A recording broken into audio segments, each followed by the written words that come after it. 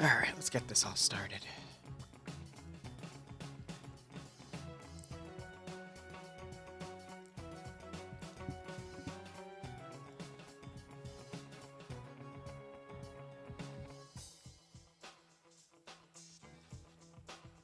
Okay. I think everything's good to go.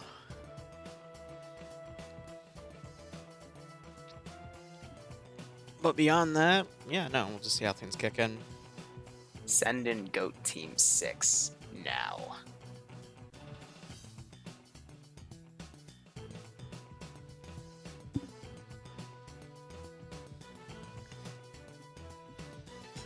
Bretchard, thanks for a 28-month resub. Hope you keep enjoying the operations. I do hope you get a nice kick out of this scenario. I am just in the process of looking over everything here. FNF lobby is at 95, alright. So probably 40v50 and some buildups of those. Might see it climb up to 100 by round 2. I see some names from Papega, and I see some names from Scandies. We got the two top teams in here. Do I have either of the Z's? I don't see a Ziki or Zixme. Alright. Dream is on. See Iander for AT. Alright. Should be a good mix of players here, so we'll see how they decide to pair everything up.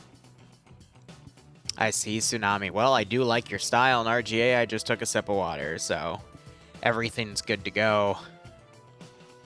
Today's schedule is going to be all 3 rounds of Friday Night Fights, and then I was told by a friend that I should go play this new game, something called Outlast. No idea what it is. But it has 4-player co-op, and I've been told by other people I should go play more party games, so I've got an update for the multi. Added a second name, that would be Spikies. And now I'm just trying to boot back in. What on earth was that?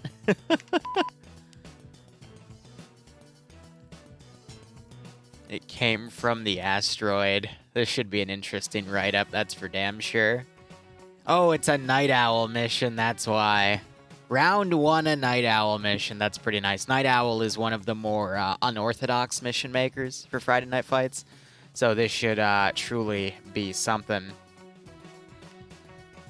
RGA, I heard there was an op with Bo's community last night. I tried to sneak in, but I was way too tired, and I couldn't even find the server IP. So I just gave up. I know where to find it, it's just I was... so tired after that meme fest in Pog. I gotta go get all that stuff edited. Was it tomorrow? There was something yesterday, I thought. But if it's tomorrow, I'll have to look at my schedule. But we'll see. I don't know. Something related to the squad I was assigned to. I haven't been there in a month or two just because I've been so busy with other stuff. I really am trying to get a last ship op going, but I'm probably not going to be able to squeeze it in this weekend. So I'll probably just do a Monday, Tuesday, and Wednesday op. Monday, we'll do Starship Trooper. Wednesday, we'll do Last Ship. Tuesday, I'll do a Halo op. At this point, because my weekend is getting a little wonky. Okay, the white dots I'm seeing on the other monitor. I'm just making sure those aren't like random dead pixels. I was about to go, crap. But we're good. Let's see. I'm getting my next month all sorted. I'll be gone for a little under a week. There's some other things that have come up, which are going to be really, really cool, but I can't talk about them yet. And then I need to find, I think, 2 other people for something tomorrow, unless Dante, you know anyone that would want to be stuck in a canyon surrounded by Taliban and you're not allowed to move for like an hour and a half as I occasionally throw people at you and you may or may not survive. Finger guns. 9 p.m. Eastern Standard Time. It can go for like 2.5 hours. But anyway, mission started here, so let's go ahead and have a look at this. Snowfall. And everyone's naked.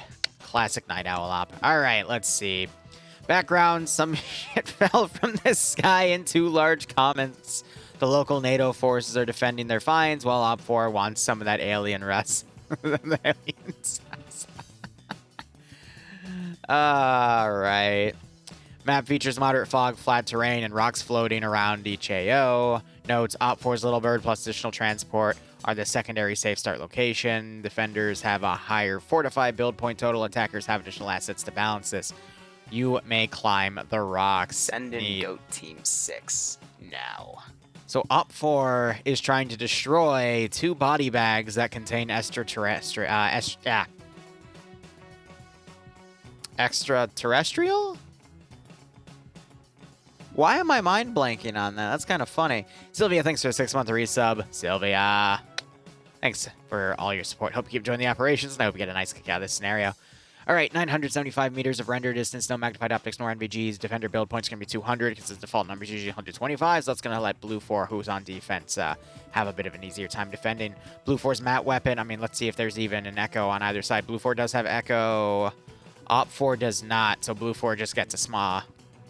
Uniform for Blue 4 are going to be Winter Marine Camouflage Kits. Noise. Loadout's going to be M27 IARs or M4A1s or M9 Berettas for their secondary. Light machine gunners get the 249, medium machine gunners and Delta get the 240 Golf. Light anti-tank's going to be single shot disposable M136, also known as an AT4. Crew and aviation get the choice of an MP7 or an M4A1. Nothing on crew served weapons. Assets include an LA-25. I'm curious to know if that's going to have the autocannon or not. I'm assuming it does, and I'm assuming it has AP rounds to help snipe out the assets on Op 4's side, but yeah, curious.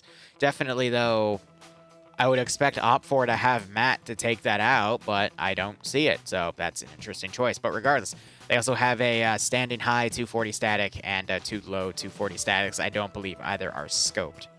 Otherwise, Op 4 are going to be your Russian EMR Winter Camouflage Kits. Loadout's going to be AK-74s modernized, either with Eastern optics with the UK rails or Zenko optics for the Western rails, or AKSs if they really want to be difficult with themselves. Secondary is going to be the MP443 Garage. Light machine gunners and Alpha Bravo and Charlie get the RPK. Medium machine gunners and Delta get the PKP medium machine gun. Light anti-tank is going to be the reloadable RPG-7. Crew and aviation get the choice of an AKS or a PP-2000 submachine gun. Nothing on crew served weapons. Their assets include 10 transport trucks, 3 M240 Humvees. Interesting choice, but, you know, why not at that point? And then a Recon Little Bird. OH staff basically means it only has the camera that the gunner can use, no side benches, and I think only 2 additional seats on the back of the aircraft in the main cargo space. No armaments either. And they do have a pilot and co-pilot for that chopper, so they are going to be utilizing that camera. Great vehicle for scouting. Otherwise, looking at our roster here, since we're over Op 4, we'll start with Op 4. Curie is going to be commanding. Charlotte's going to be the 2IC. Nano is going to be the medic. Alexander leading Alpha with G-Legs as the marksman. Marksman weapon is going to be the SVD. Oddball going to be the 2IC. Actually, technically, Oddball, since he doesn't have the GL, would be the squad leader. Alexander's the 2IC, but maybe they flip-flopped to give the squad leader the GL. Who knows? Morgan leading Alpha 1 with Olaf, Autovisky, Naps, Jabby, Huel, and Fox. Valtarian leading Alpha 2 with Anaro, Daedalus, Flaninja, Daedalor, and Hajamad. Kenta leading Bravo with Novix as the marksman, and Singel Panther as the medic. Tim, Kappa, Zoni, and John in Bravo 1. I don't see any leadership for Bravo 2, so it's just Maxi, Sevic, Pedro, Rookie, and Agnar. Cake here leading Charlie with Grav as the 2IC, Kane as the marksman, Swola as the medic, Flux leading Charlie 1 with Artisan, Major Con, Corvac, Schnuffles, Arma Jesus, and Dream. So Pepega Pirates on Op 4 here. We don't have a prediction up. I just looked over and I didn't see the menu, so let me throw that up real quick. We will set it for 10 minutes.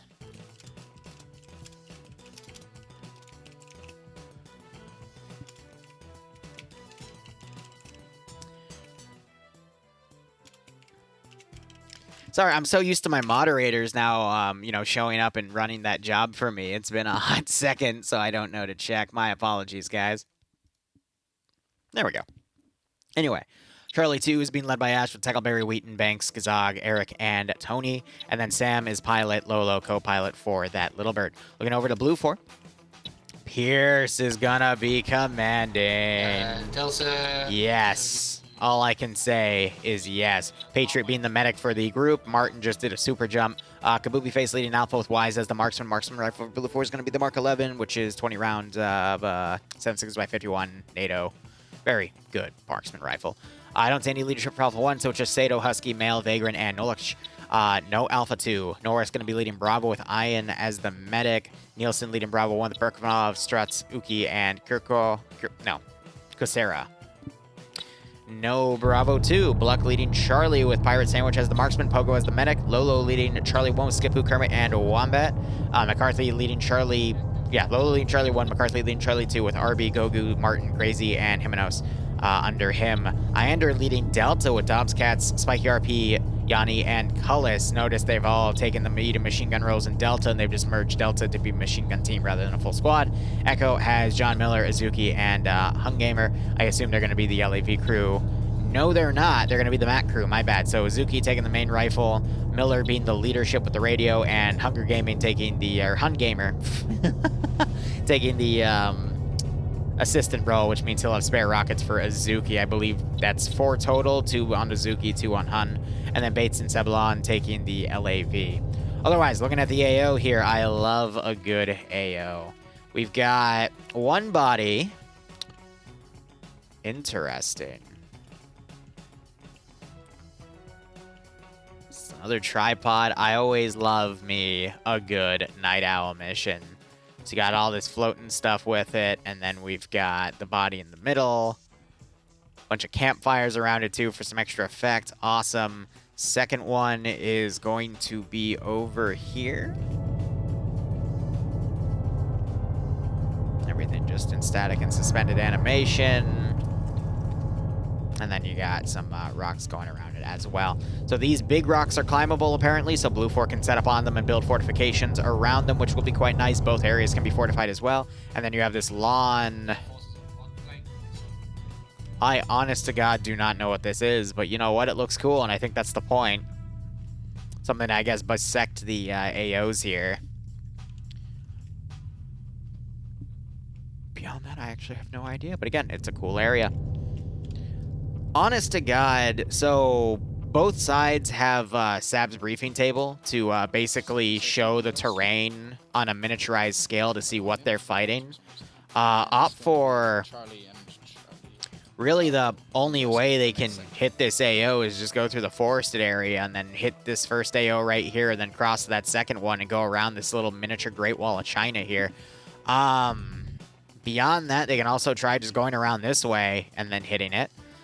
Based off of numbers, I wouldn't recommend a force split. If they want to use their Humvees, they should just move on the MSR with them, and then they can use them for supporting fire. They can even come around on this town right here and then engage, but yeah, I don't really see the vehicles being effective for either side because the LAV is going to need some wide angles too to work, and I think that's also why they allowed Blue 4 to have an autocannon vehicle because there's just not really any good areas for them to go.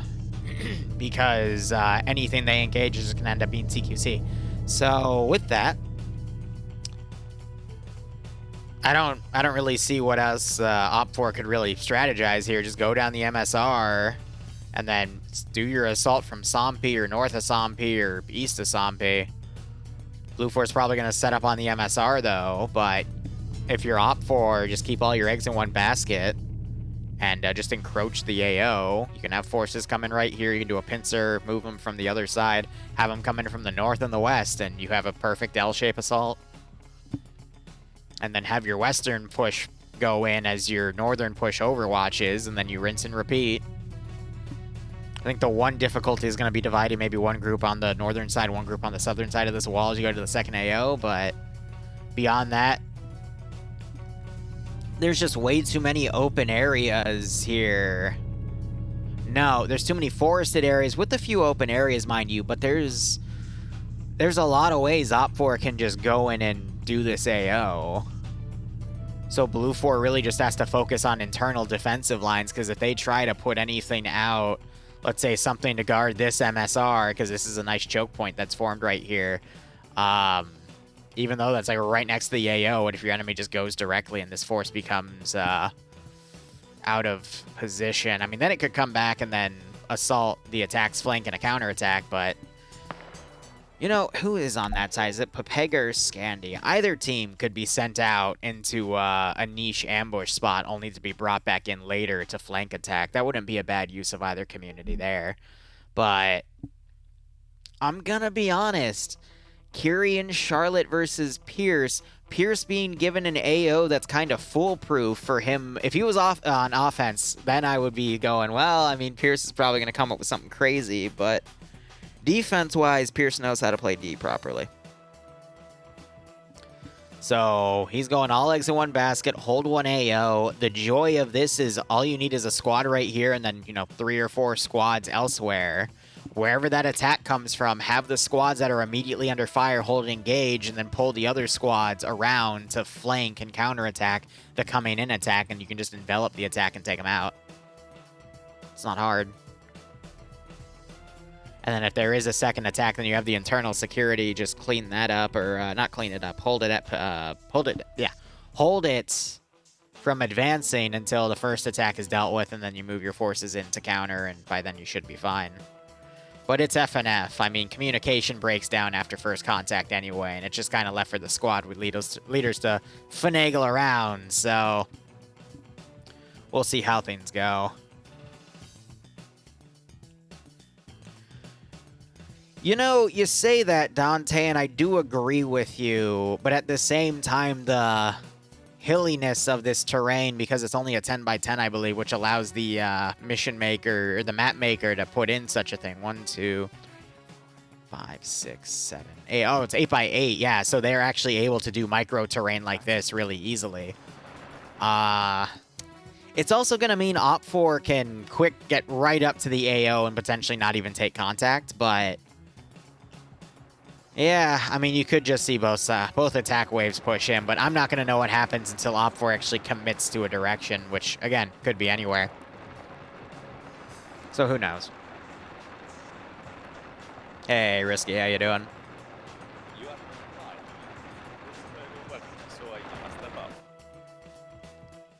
I really don't know who to say is going to win this one. I don't know who's going to get the quote-unquote advantage either. It's just, again, it could really, really go anywhere.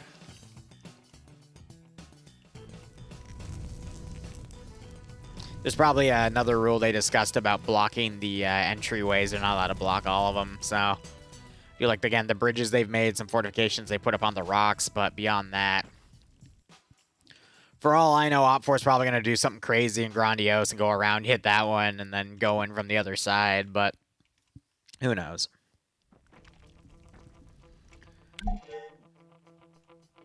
I agree with you, Dante, but tactics-wise, the commanders are smart. It's just coordinating both of the pincers to do what you want is the difficult part. Because sometimes the squad leaders get lost. Even though they should know exactly where they are, they still get lost, if that makes any sense. Or one side will begin the attack earlier, run into contact, and the second won't. The second pincer won't adjust to the plan accordingly and keep doing their original thing, and they'll end up divided and unable to support themselves. But we'll see what they do. Already seen a vehicle heading to the northern MSR here. Has me worried. Actually, technically an SSR. This would be the MSR right here. Yep, because I don't see a golden road in this AO. I'm worried they're going to do something stupid, like go around the northern side, which, again, actually isn't that stupid. You can just go around, but ay.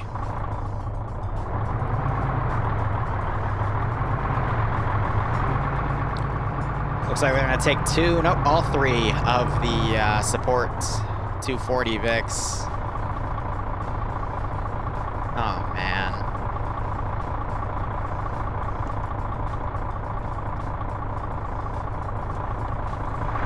It's not a bad idea to bring those vehicles up, but I'm going to be honest. I don't think I'd want in this terrain that you're going to be fighting in to have 2 or 3 guys per a Humvee. I think it would actually be better if I had that fire team worth of dudes. Because fighting in this terrain with these Humvees is going to be hellish. And again, they've got Sab's briefing table, so there is no fog of war of how the terrain's going to be. They can actually look and see how that terrain is with all the divides and whatnot, so right off the bat, they're going to probably go around and then hit this northern AO from some sort of northern or possibly even western angle based off of the fact they're taking vehicles and go around, which again is fair. I completely forgot there was a second group too. I was wondering where that little bird went. So they're going to be doing a pincer on the northern objective. Blue 4 is just going to sit around for probably 15 minutes. Maybe Op 4 will rush in if the little bird positions and sees that there's nothing in there, because they do have a thermal camera on that thing. No, Dante, to explain, if I can find their briefing area. Actually, I think the tables disappear once the AO starts. They have a mod that literally recreates the terrain, and then they can see like the literal terrain with set scale pieces. So they actually get a sense for what it is. Malin, you're horrible. Why wouldn't you put thermal on it? Let the recon vehicle do its job. Why? It's okay. Not gonna lie, I have it on my bucket list to rip that script out or ask how it works, because every time I've tried to use Sav's briefing table in my ops, it just lags the hell out of my server. Nah, cringe. You're cringe. It's literally a reconnaissance helicopter. Just let them do their job. Hell, I'll play around if all I need to do is sit in there and use a thermal camera and just scan for people. And then my entire side is gonna get wiped. My pilot's gonna go like, Liru, we're gonna go and land. I'm gonna go, nah, fam. I'm just gonna jump out and commit suicide. Oh my god. All right, I'm gonna get a perspective of this poor gunner here. Yeah, you can actually see the movement down there. I see movement over there. I see a fortification right there.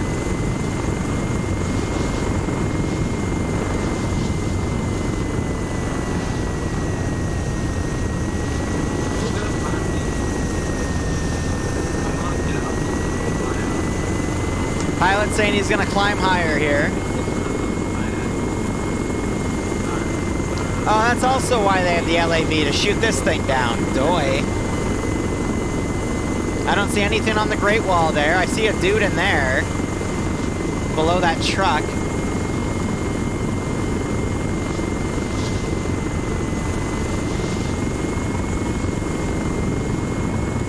I see some fortifications built on the rocks.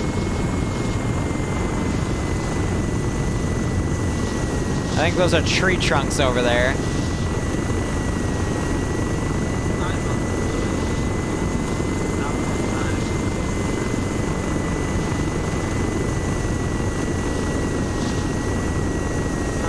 There's the LAV.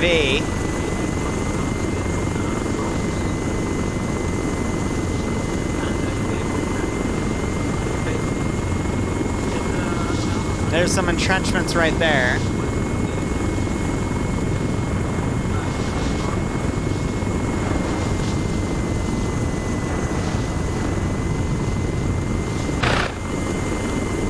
Ouch. My ear. Yeah, I saw them running out, and now I don't see them anymore. So I did see that group moving, I saw that group moving, but I didn't see them down anymore, so I'd assume they're going to the edge of the tree lines. But yeah, Op 4's doing a pincer attack on this objective. And then we'll see how they transfer into the second one. Is this live? No, this is Patrick.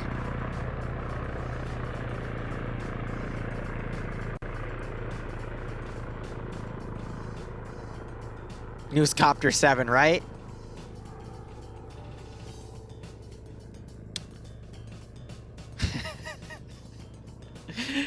Hey, Patrick. I can just imagine someone answering that meme with that, and then the guy that said, no, this is Patrick, just having nothing to respond that with. It's like, oh, I didn't think this meme would get this far. He doesn't have he doesn't have thermal shadow. That's why I wasn't able to switch to it. All right, let's see. We see some Hunt IR rounds being launched. That is by the squads here that are advancing into this AO. Again, it's going to be a 5-minute transition of Op4 is going to get into this objective, potentially take it out, or just hold with ground command with the charge there, and then send the rest of his forces out. I'm going to be honest, best strategy you can do is if you find an empty objective like this, just have your commander stay back with a charge, set the charge for like 15 minutes, and then go do the next one, and that gives you 15 minutes, then transition on the next AO. Otherwise, you're just giving yourself away when you move into the next map.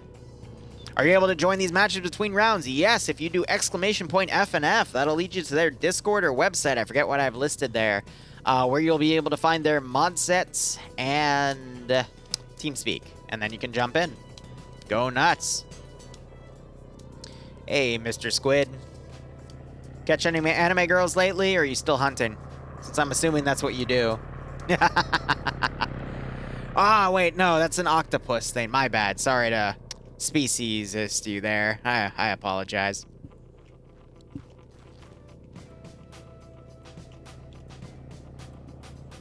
So we got 1, 240 over here. I want to check these real quick. I'm pretty sure they're not scoped. They are not. Okay.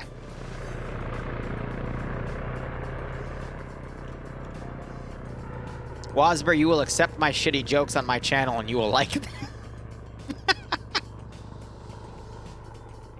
All right, so again, Blue 4 just staying very defensive here. You're going to have this group end up assaulting. This group's going to get overwhelmed. You could see reinforcements push in or a new defensive line made on the AO. I'm a little worried about the size of this group being able to just completely spearhead into this objective because there's not a lot of Blue 4 around that can then push up to counter it. So you'll probably see groups then try to pull back and play defense instead of doing any counterattacking. That's going to then open it up because this group is probably going to have the most resistance. But again, this is the group I'm worried about just absolutely steamrolling this, and the LAV is not in a good position to really assist. Maybe it could come out and then get on the MSR over here and assist by some side shots, but beyond that, not so much. Now, we do have Echo on the front line right here, but Charlie doesn't have any Vix, and Charlie is also Pepega Pirates, which is one of the 2 best communities here, so... Oh, this is gonna suck because they have the mass tonight to really push through a very small defensive line. This is gonna be a slaughter. It's relatively entertaining. I appreciate it, Mr. Squid. Wrong set of tentacles. Tsunami. Take it from an expert in the industry. It doesn't matter. All right. It doesn't matter. Go, Pepega. I mean, we're Scandi in all this mess. Oh, and Echo's folding right into where the line's going to be. So that's going to give Blue 4 a bit of time to potentially resettle their defensive lines. So they're on Delta, so they could come in and support and possibly cancel each other out. But Pepega's pretty well numbered here, unfortunately. Smoobly Moobs, thanks for the 7-month resub. I love your name.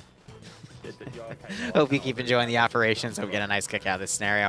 Also, when the start of the next round, I'm going to add another link to the multi because someone literally just poked me with it, and I've already made a formal decision of if I get poked at mid-round, I just add it for the next round. And if it's round 3, then, well...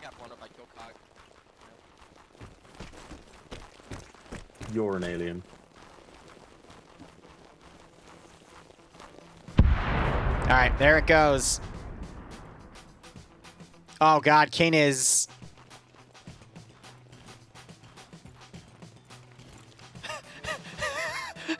Wait a minute.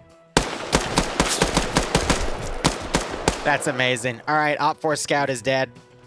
King has been slain by his own freaking hubris.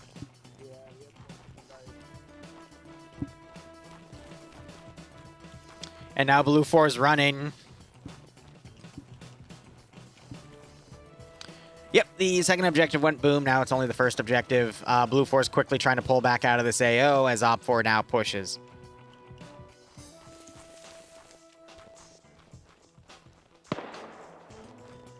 Flux looking left and right.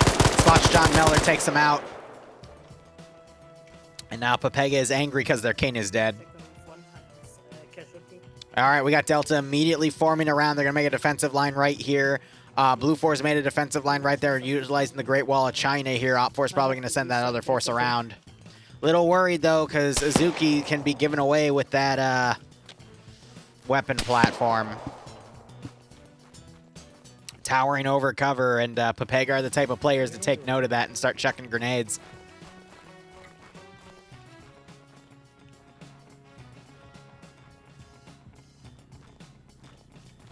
Well, so here's the thing. I don't... FNF is actually where I had the issue of I added someone's stream to my multi, and then they DM'd me after and said, hey, I noticed you added my multi. Can you not do that again? So in this community, I ask first. That rock's going to catch that grenade. Oh! But the second one got caught in the tree and took them all out. Cake Gear getting shot because now Alpha set up a defensive line. Big chunk of Pepega just died. Oh, not a good round to be a Pepega pirate. Oh, no freaking way. How are you that lucky with those grenade bounces? 5 kills for Hun. Holy shit.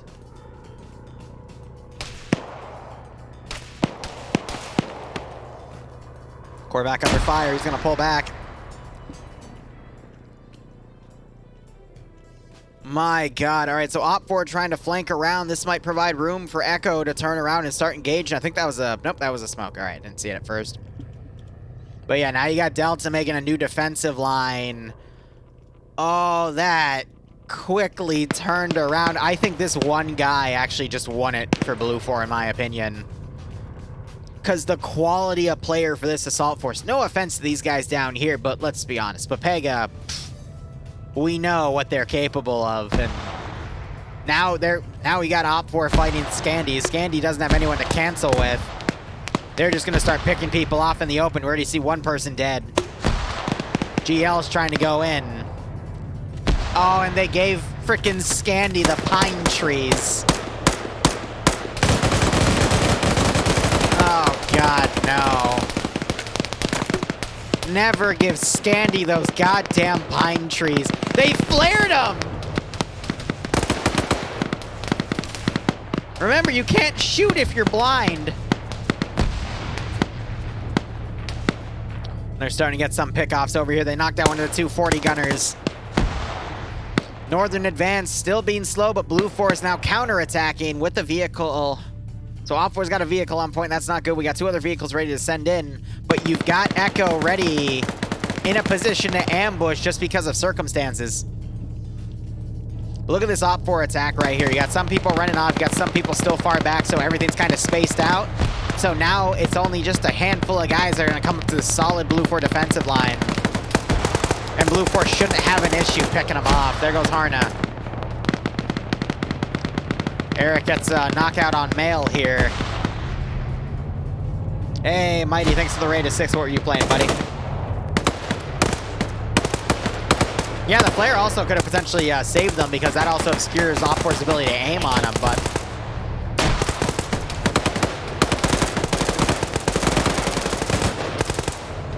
So Cullis is trying to suppress those muzzle flashes. Eric gets down. But look at this Op4 line just completely broken apart. You're going to have these additional forces come up. But you got Echo right here with the mat weapon ready to take things out. Good God.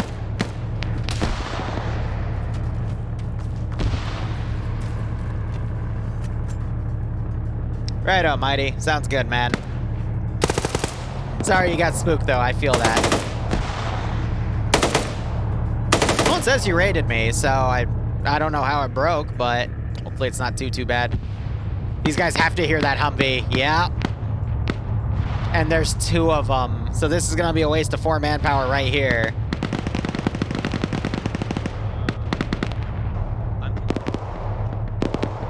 I'm waiting for these chuckleheads to notice because they're looting enemy bodies right now. Wheaton using one of those pine trees to the best of his ability. Sato's coming up to where Eric's positioned. Oh, it's going to be a crawl fight. Sato crawls to the pine tree. Doesn't check his right. Eric advances. He's going to be right in front of that LAV that's repositioned right here. Korvac pulling back. Blue 4 Echo in the way. Korvac's checking bodies. He takes the RPG. He's going to spot Hun. engages a little too early before aiming, gives his position away. Helicopter's being shot. Sato gonna run right in the line. Trying to combat Loot, and Eric just blows him away. Wheaton advances. I think he was trying to get the kill on the two guys in the palm tree right here. Knocks one out. Katz pushes with a 249. Unable to get the lineup as Wheaton goes in. Grenade gets thrown, goes a little far though. Eric now flanking on the side. More Op4 now pushing up. Oh, look at this. This blue 4 line got entirely smashed by Op4 advancing. They only got two guys on the northern side. That second wave is going to be troubling, but blue 4 has the opportunity here to surround and eliminate this group. Then maybe they'll have the time to pull back and eliminate that area as well. But Op4 still looking good as some guys are starting to bleed through this defensive line and get to the final objective. I think that Vic is trying to suppress this pine tree, but it's a bit too high.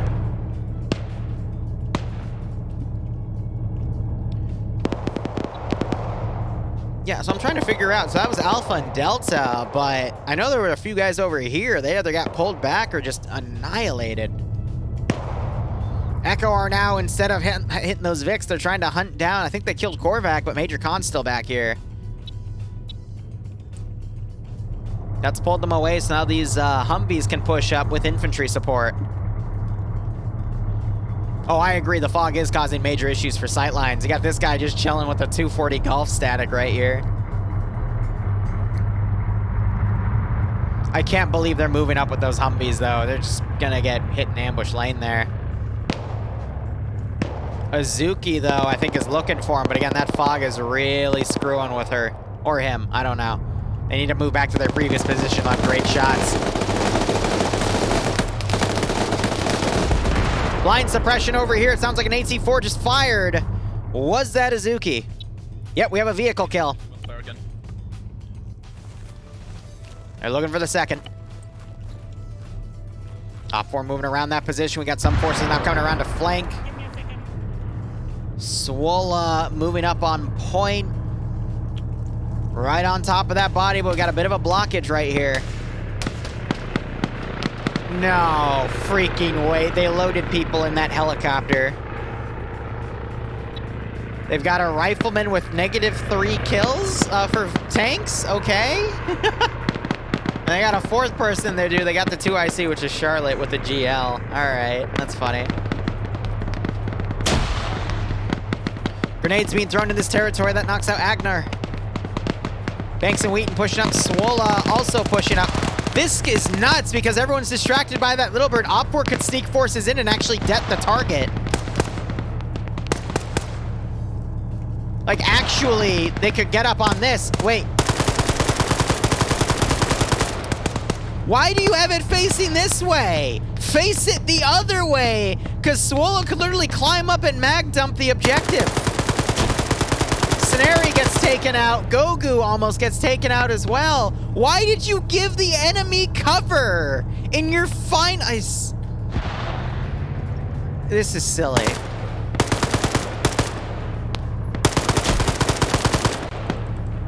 I don't see this as a blocked entrance. I see this as giving the enemy cover to kill you at this point. Like, look at this. Look at this BS.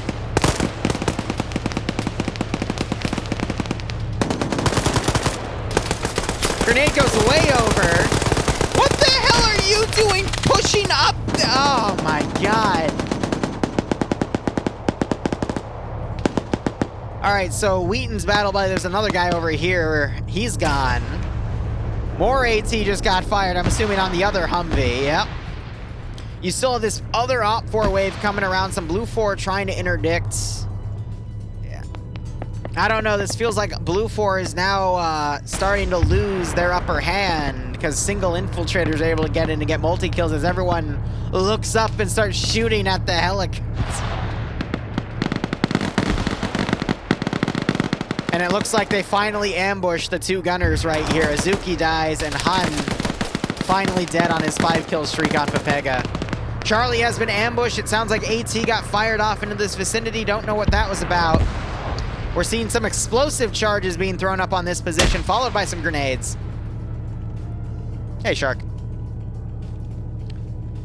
There's only a 4-man defensive team here, but it looks like they're firing at whatever they can. One guy on the flank is all it's going to take, but it looks like they're going to run away. The rest of these guys mounting up in a Vic and slowly pushing in. They had a KIA right there, probably because Wombat got a kill and quickly pulled back. But yeah, no, those two Blue 4 are going to be out of position. And now we're just only 20 minutes into this round, mind you, but Wheaton's probably going to come in and do something similar. Again, like, why did you dig the cover this way? Why did you build the ramp this... I can't tell if this is...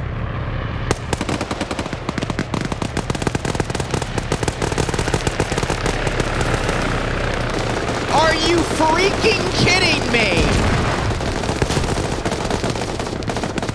I just witnessed a little bird fly in and use an explosive charge to assassinate ground command.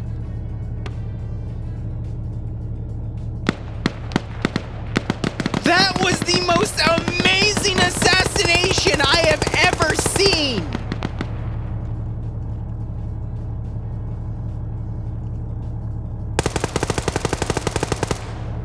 Did you just kill a friendly because they're trying to pursue Wheaton?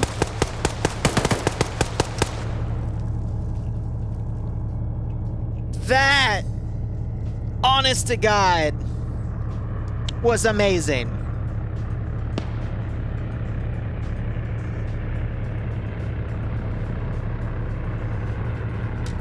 Like,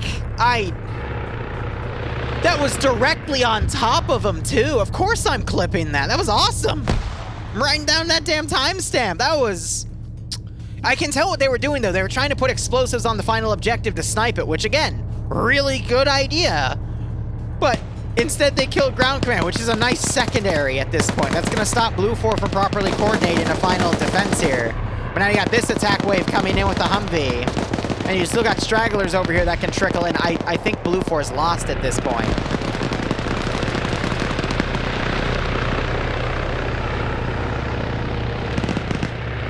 So I think they're going to try to do another run again. But they're taking hits.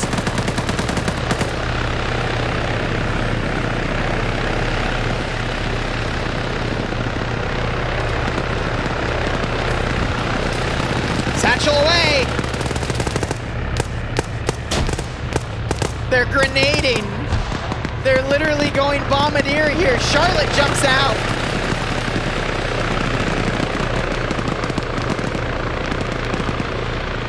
Oh my God. With the GL. No freaking way. This is probably the most powerful position a grenadier could be in. Because you're just going to top-down attack people. Also, I think they're the one that got the kill on Pierce. Because Huel doesn't have the kill. Yeah, so Charlotte's... the 2IC has assassinated the enemy ground commander with explosives and now is in a position to GL them. And again,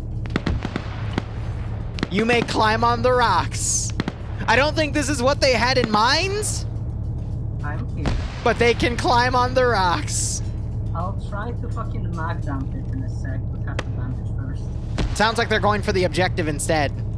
They might be out of GLs, though. I really like the innovative thinking going on for TSB, though, to take out this final objective. I think brute force-wise, they would still eventually win this. Oh, look at the creative stuff Wombat's doing. Is that an explosive? Yep. That's a grenade. I thought that was an explosive charge, but great guerrilla fighting on that position. Charlotte might not be at an angle to actually snipe this objective here.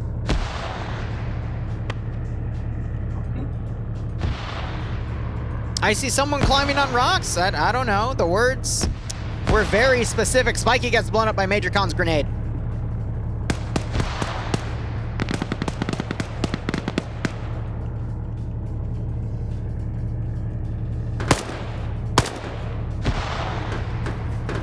They're not going to have any any freaking idea where they're being shot from. Major Khan gets blown away as they try to climb over by Gogu.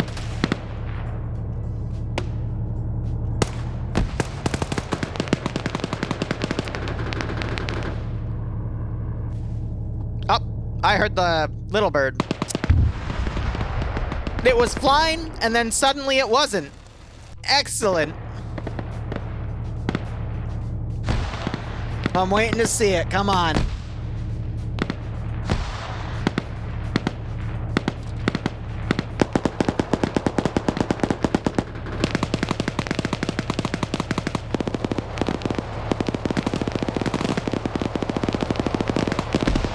Got the LAV up there as well.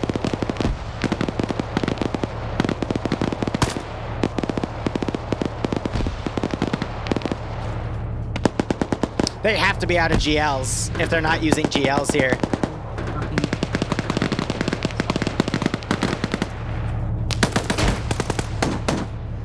Blue 4 running out of manpower here, but Op 4 are as well. Blue 4 could get this back because of the Vic now being on station here. Yeah, exactly. It's a very high risk versus high reward. I don't think Charlotte's in a position here to do anything about it. Vic takes fire. We just heard something explode. Vagrant's gonna run right into that grenade. That is amazing. He literally ran right into it. Oh my god. It was funny as hell.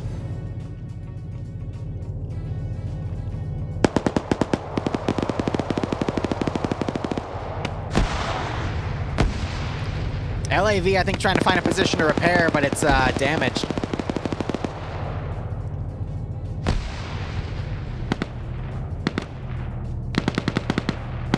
Again, if they had a grenade or an explosive charge, they could probably angle it to get it right on top.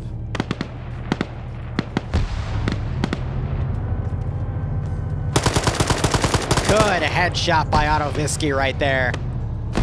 Ivno now coming around, but Autovisky blends in so freaking well.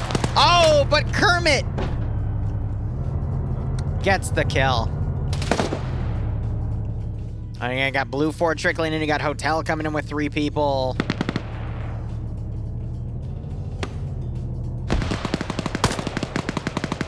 Not got Magdum.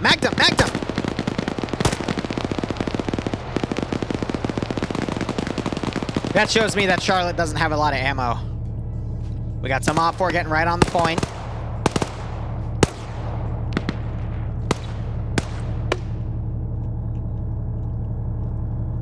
Op 4 has RPGs. 7s, which are reloadable. Op 4 is about to get right on top of the objective, though. This is where they could still win it. Again, it was pretty... It looked like it was getting a little more even here, but Blue 4 have just lost too much manpower on this side. You know, I gotta commend the PID here.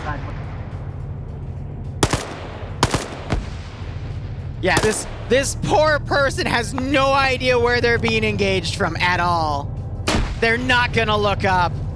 Because look at that skyline up there, and there's Objective 1 Magdums.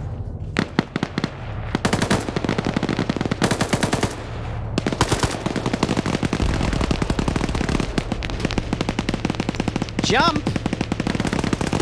Jump, you coward!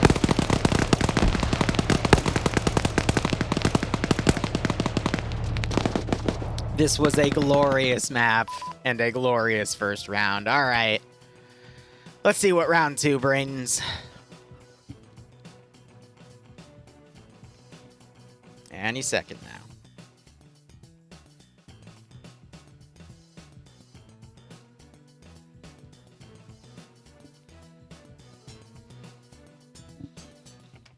GG, well played all around. Good luck with it, Dante. All right, Roche, Germany. So we're going to go into our transitions here. I got to add Harana's multi and change up my commands. Let's see.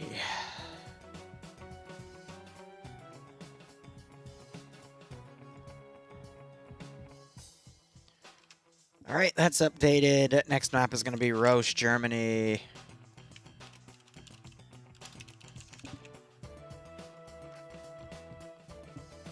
Put OBS on my other window so I don't have to constantly tab in and out.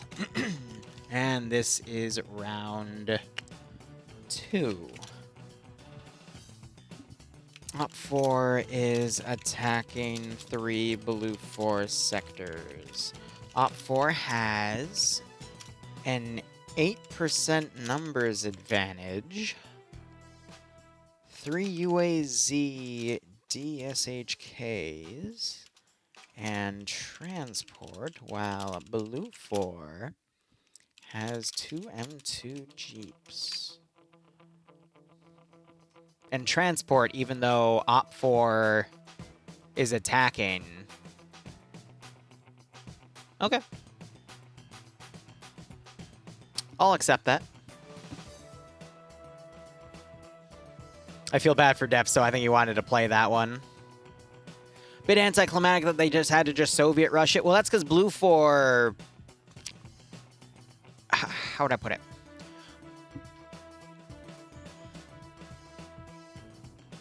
If I were to really break down what I saw, Op 4 attacked with a pincer maneuver. Blue 4 didn't have solid defensive lines. They were able to find the first pincer on the south in first. And then get those guys in. Blue 4 made a new defensive line to stop them. A few guys still bled through and started putting casualties on the central objective defensive line, which never then got reinforced. Basically, the guy's like right on top of the objective, and that allowed for a few more incursions before the final group, which came from the northern side, managed to sweep it out entirely. Let me pay out that prediction there. That was a blue 4 winner, right? Haha, right. All right. Hey, Malin, if you're here. Actually, no, I think they just figured it out. Never mind.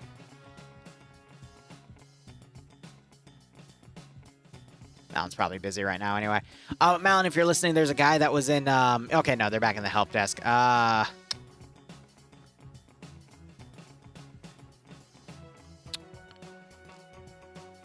Here.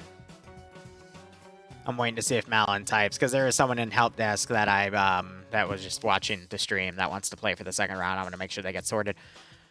But if not, they can get sorted while brief is going on anyway. But yeah, 67 or 76 to 60. Not a bad prediction split.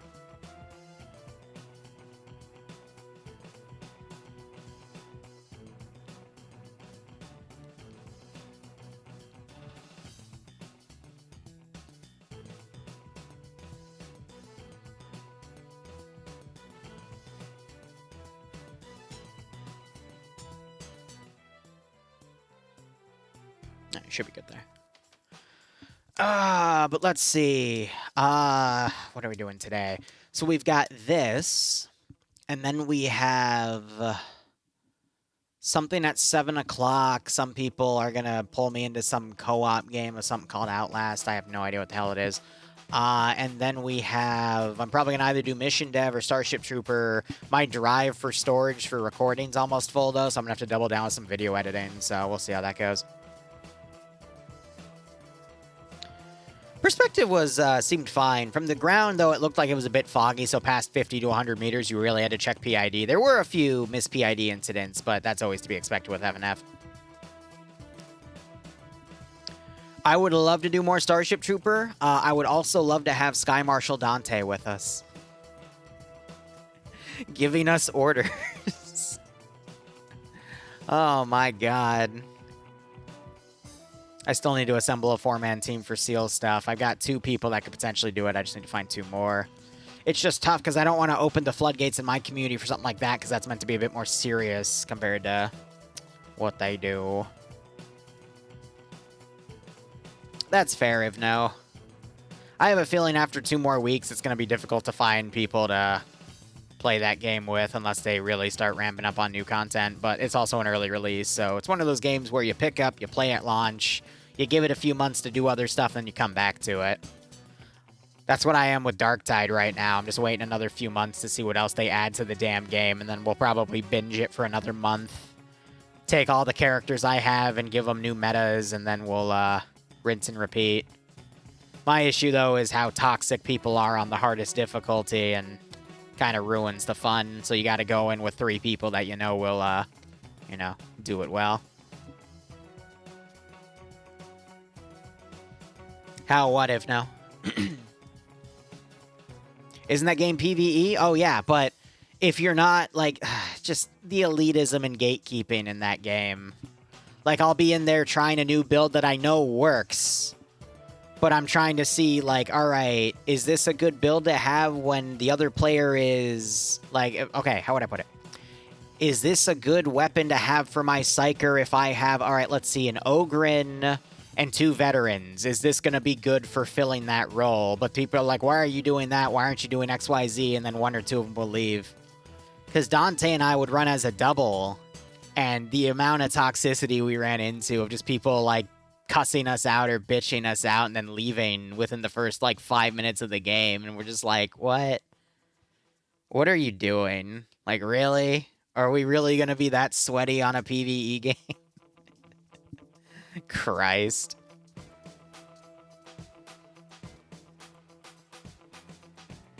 Oh, no, I agree. I would say out of all the games you could potentially play that are, 4-person dungeon crawling and BS like that, Deep Rock Galactic, I think, has one of the nicest communities out there.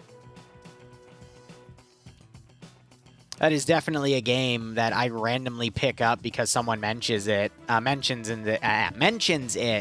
And I don't have any meta kits by any means. I just, know how to play that damn game.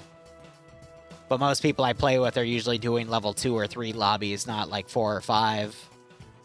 But I've got no kits that could do the hardest difficulty. I just play that game casually because it's fun. Why are people toxic in a PvE? I don't freaking know, man. It's funny to catch it on stream, though, because you actually get to look at it and go, wow, that's funny. 40K fans being crummy. Oh, no, right? Oh, no. Anyway.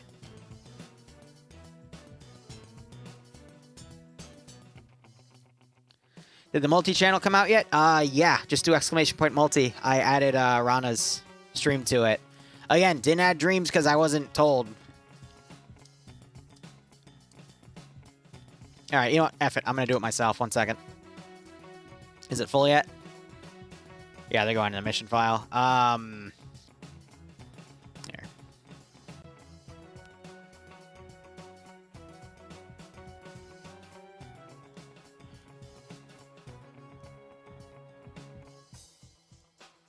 It's just a matter of fine. I'll do it myself. Ice, do you have the HTML? I already have the mods loaded. Okay, so what do you need? Just the game IP? Yes. All right. Let's see. Let me get that for you.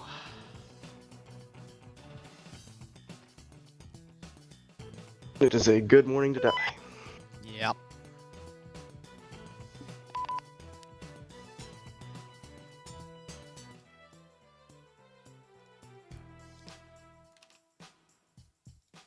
Post it in the TeamSpeak channel we're in. This is the EU-based server, so use that as the IP, and then there's the port.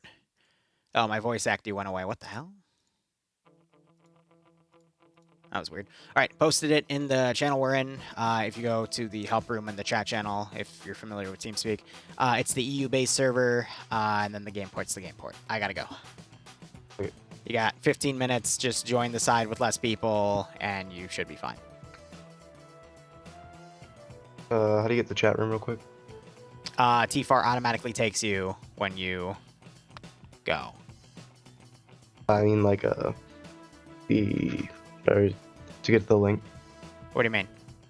What you just sent in the chat. Okay, we're in. Scroll to the bottom of the TeamSpeak application, the help room tab on the bottom right. Click that, and then above it you'll see the information. Thank you. No problem.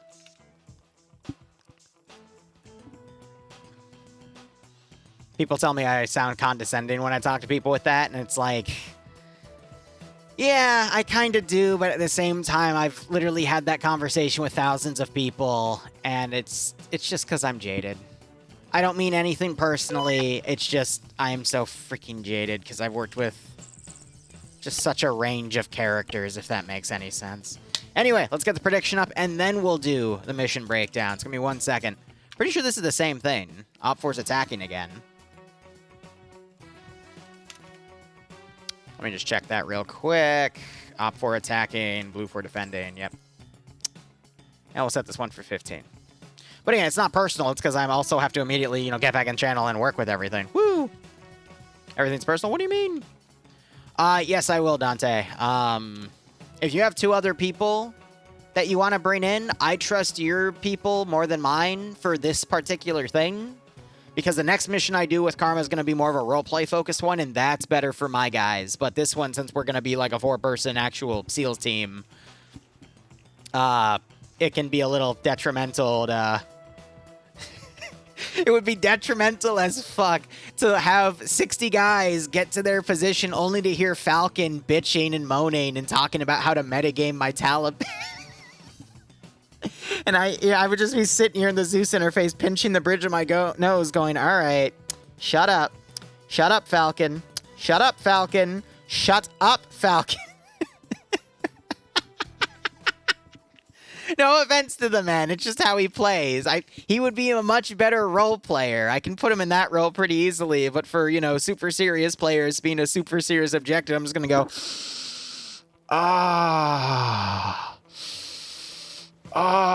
there's another guy that wants to do it, and he's promised me he's going to be on his best behavior, because otherwise he's not one of my go-to guys, but, I mean, I've worked with him for a while, and he's done serious things for me in the past, just not recently. But anyway, let's get to the mission. So, the brief made by Eric with Liru in the... okay, whatever. I got it. Background. The USA is stationed at the Flugga and has to defend the airfield, as well as a small military camp next to 2 bridges. But the USSR is going to attack. Mission rules. Engineers may not fortify on any roofs. Solid.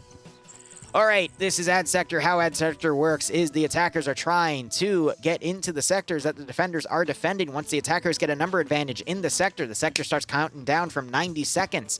If at any point the defenders break the number advantage the attackers have in the sector, aka they kill the attackers or the attackers leave the sector before the timer finishes counting down, the sector's timer is stopped and then resets and recounts down from 90 once the attackers gain the number advantage in the sector again. This also applies in the sense of if one attacker goes into a sector but no defenders are in it, that timer starts counting down as well because that number advantage, well, still exists. Once the sector is controlled and taken over by the attacker, the defenders can no longer retake it. Attackers win when all 3 sectors are taken. Defenders win if at least 1 sector isn't taken by the end of the 50 minutes. Overtime rules will kick in if the 50-minute round ends, but the final sector in the AO is actively contested.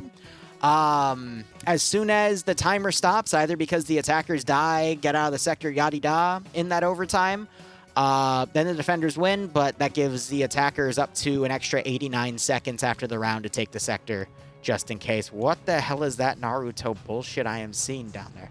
Regardless, let's go ahead and get over the mission briefs here. So, 15-minute save start, 50-minute variable for the round, 650 meters of render distance, only 60 defender points. That is less than half of the 125 that you normally see in FNF rounds. And no magnified optics nor NVG equipment. Matt, I'm pretty sure I saw was none for both. I don't see an echo on either side, so this is moot. Uniform for Blue 4 are going to be your modern Army American multicam camouflage. We've got your platoon lead, your platoon sergeant, your squad leader, your team leader, auto rifleman assistant, grenadier assistant, Grenadier IR. Grenadier IR have the 40mm Hunt IR rounds, which are cameras you fire in the air. They parachute down. We saw them last round. I'll point them out when I see them. Gives players a nice bird's eye view of the AO. You got machine gunner assistant. These are you guys in Delta. Combat engineers have the choice of 4 different types of explosives, 2 explosive satchels or 4 explosive charges. Satchels make the big boom. Charges are basically more powerful grenades, but will kill. And then they've got the choice as well of 4 tripwire mines, 2 being HE, which will kill people, 2 being flares, which just make a lot of noise and shoot flares in the sky, or 3 AT mines. I'm pretty sure the only 2 people I've ever seen use them is Dream and Maz in one certain round from literally a year ago. You got your light anti-tank, your medium anti-tanks don't matter, your RI, RAS, and SMP were part of a group called X-Ray. That doesn't exist anymore. Your designated marksman and Alpha, Bravo, and Charlie exists. For Blue 4, that's going to be a Mark 11. They got crew lead, crewmen, pilots, medics, and your base kit. Loadouts for Blue 4 are going to be M16s or M4A1s, Glock 17s for their secondaries. Alpha Bravo and Charlie's light machine gun is going to be the M249. 240 Golfs for the Delta medium machine gunners. Light anti-tank's going to be the single-shot disposable AT4 in Alpha Bravo and Charlie. And then crew and aviation get the MP7 submachine gun or an M4A1. Nothing on crew served weapons. Their assets include 4 Willy Jeeps, 2 Jeeps with HMG turrets on the back with only 600 rounds of ammo. Though, actually, no, that's a lie. They've got 2 additional ones with Tracer. I'm pretty sure 3CB is the only mod I know that actually has Tracer ammo on top of the other ammo, but I digress. 4 transport trucks. Ooh. Ooh. So I'm pretty sure these are props. And the reason that works is because anything in the sector... this highlighted area, which is Blue 4 Safe Start, automatically gets factored into that script.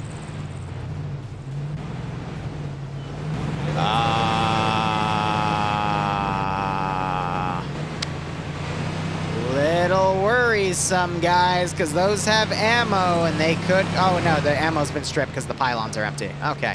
Even so, you're playing with fate. With that trench. Stop the trench. Stop the trench. Yeah, stop the trench, you goober. You are moving the A10. Anyway, those are just, yeah, Op 4 would have some pretty serious firepower to do all that. Or Blue, yeah, you know what I mean. Op 4's marksman rifle is going to be the SVD. Stop playing cops and robbers with the Jeeps. I will take them away. I've seen 5 people get run over so far. That's funny. Anyway, looking back at Op 4 here. So I got AK-74s modernized, or the UN version of the AKS, MP4 for 3 grouches for their secondary. RPKs for Alpha Bravo and Charlie's light machine gunners. Delta medium machine gunners get the PKP. Light anti-tank for Alpha Bravo and Charlie is going to be the reloadable RPG-7. Crew and aviation get the choice of the PP-2000 submachine gun or an AKS. Assets include 6 gas transports, 4 UAZs, and 3 Dishka UAZs with, I believe, 50 rounds, 12.7 boxes, and 5 total for 250 rounds total. Anyway, looking over at our roster here, we got Arcane commanding Alexander with the 2IC role. Lolo commanding Alpha. Looks like he merged all of Alpha together, so he's going to be commanding Kiri, Sam, Grav, Charlotte, Huel, Olaf, Patriot, and Dream. NASA leading Bravo with Depso as the marksman. Kermit being the medic. Tim Kappa being an explosive specialist. They probably stole from Bravo 2 because I don't see a Bravo 2. Normally, you don't see an explosive specialist in the Bravo actual role. The actual roles usually just have the squad leader, 2IC, medic, and marksman roles. It's only meant to be a 4-man team. Otherwise, Bluck leading Bravo, Skipu, Ivno, Pirate Sandwich, Wombat Frost, Lolo, Naps, and Baller Deluxe. Norris leading Charlie with Ian as the marksman, because that's the marksman rifle right there. And Solomon's being the medic, because otherwise that would be a GL weapon, but instead that is just a carbine, so that means he is the medic. McCarthy leading Charlie 1 with Hermanos, Gogu, Martin, Arby, and Crazy. Nielsen leading Charlie 2 with Bates, Boravkov. That's it. Jabi and Yuki. Lurch leading Delta, Oddball, Delta 1 leadership with Morgan and Daedalus. Valitarian leading Delta 2 with Flaninja, Zali, Lunaru, and Skits. Otherwise, Pierce commanding Op 4 with Fresno as the 2IC. Hopefully he won't get blown up by an explosive charge this time. Azuki leading Alpha. Looks like he merged everyone, or she merged everyone together under Alpha, so it's Hun Gamer, John Miller, Kabubi, Vagrant, Nolich, Wise, Ahmed, Snedjaper, Husky, Autovisky, and Male. Bravo being led by Swallow Kazag as the marksman, Eric as the medic, Banks leading Bravo 1 with Ash, Fox, Tackleberry, Wheaton, Major Khan, and Harna. Rookie leading Bravo 2 with Kenta Maxi, Snedjapander, Pedro, Agnar, and Zevik. Charlie has merged everyone together. It is going to be Scandi Recon players with Yanni Finn leading Katz, Iander, Cullis, Spiky, Steve, Tony, Cindy, and Dobbs. And interestingly enough, Papega Pirates on Delta with Flux, with Novik as the 2IC, Kakir as the medic, Schnuffles leading Delta 1 with Army Jesus, Zoni, Artisan, and Kane. Korvac leading Delta 2 with John Stryker on I'm not saying that second part. With John, Coop, and Legal Action. And then we got Mike. So, for those of you that are new, we usually see Papega and Scandi fighting each other because they cancel each other out as two of the best communities out there. When they're together on a side, one of two options happens. 70% of the time, the defenders get absolutely bulldozed, especially if they're on the attacking side. Scandi and Papega, that is. 30% of the time, usually when they're on defense this happens, rarely on offense, they get annihilated by their own hubris. But, for the record, this is Scandi and Papega on the same side, attacking. So if you want easy money, bet Op4. If you want to believe in a Hail Mary about what we already see 100K now on Op4 because of that. If you want to see a Hail Mary and maybe have a chance in hell, technically a snowball's chance, bet Blue 4. Because even a 100-point bet might get you like 300 points, like 3 to 1 at that freaking point. Woo! Woo-hoo-hoo! That's why they gave Blue for the A10s and the artillery tank, which I don't even know. I think it's over here. No? Okay, well. Let's go ahead and look at our AOs. So, Op4 has to cross a bridge. Boom. Blue 4 has no way to go and defend this bridge. Or Op4 can be silly and try to cross from this bridge. Or maybe even this bridge right next to a Blue 4 AO. Or they can go all the way down and use this spot right here and cross the river. That's evil. Why would you give them an armed UAZ that's just going to force them to take this bridge, which is going to be enemy controlled more than likely, but I digress. Oh, and then from there, they've got 3 AOs to assault. I'm going to save Sector 3 for last, and I'll explain why in a second. Sector 1 is on this airfield. Not going to lie, both a blessing and a curse. You got all this open area to the southwest that's going to be easy to lock down. It is mostly flat. There's a little bit of riverbed to work with, but anyone on this AO, if they take under marksmanship fire, especially if Blue 4 uses this firehouse, they can snipe anything that goes over this opening. The real threat is going to be from Op4 crossing on the northern bridge and then coming in through the forested area and then pushing through this open area right here. Blue 4 can dig some trenches. They can build some minor fortifications. They can use the 2 stories on the barracks buildings and the fire station from these 2 sets of windows to easily cover this area, though. So it's not a bad AO, but there's a lot of ways that Op4 can get right on the forest edge and do a lot of flanking. But I think Blue 4 have the necessary second-story structures to hold this position, but it is going to be a costly one. Next AO is going to be right down here at the A10 storage site, which is literally a hangar with some access to some second-story coverage, but you can fire through the sheet metal here and still hurt people. But again, kind of suffers from the same issue as the first AO because you got this tree line to work with. But it looks like Blue 4 is going to be setting up fortifications to defend it and kind of hold it. They got some entrenchments built on the front side as well. Yeah, it should be fine. Third AO. Both a bit of a blessing and a curse. You got a nice perimeter wall here going with the HESCO barriers. You can set up some defenses because this is in the build zone right at the end of this road. So you can actually set some stuff up here to overwatch. You can't fully block it, but you can definitely set up some sandbags and whatnot. And you also have a little bit of defilade cover if you just move back a little bit. You can snipe anyone that tries to go over this thing. Or AT the hell out of anything that comes over like a Dishka Vic. But beyond that, I think the one issue they're going to have is Op4 moving right up the riverbed and then pushing from right here. But as soon as they push, Blue 4 have defensive lines ready to shoot them. But beyond that, I'm going to be honest, this AO might be the best one out here because it's got a full 360 of open area that Blue 4 can lock down. The one weakness it has is there's a lot of areas that Op4 snipers can just pick people off in the open, though.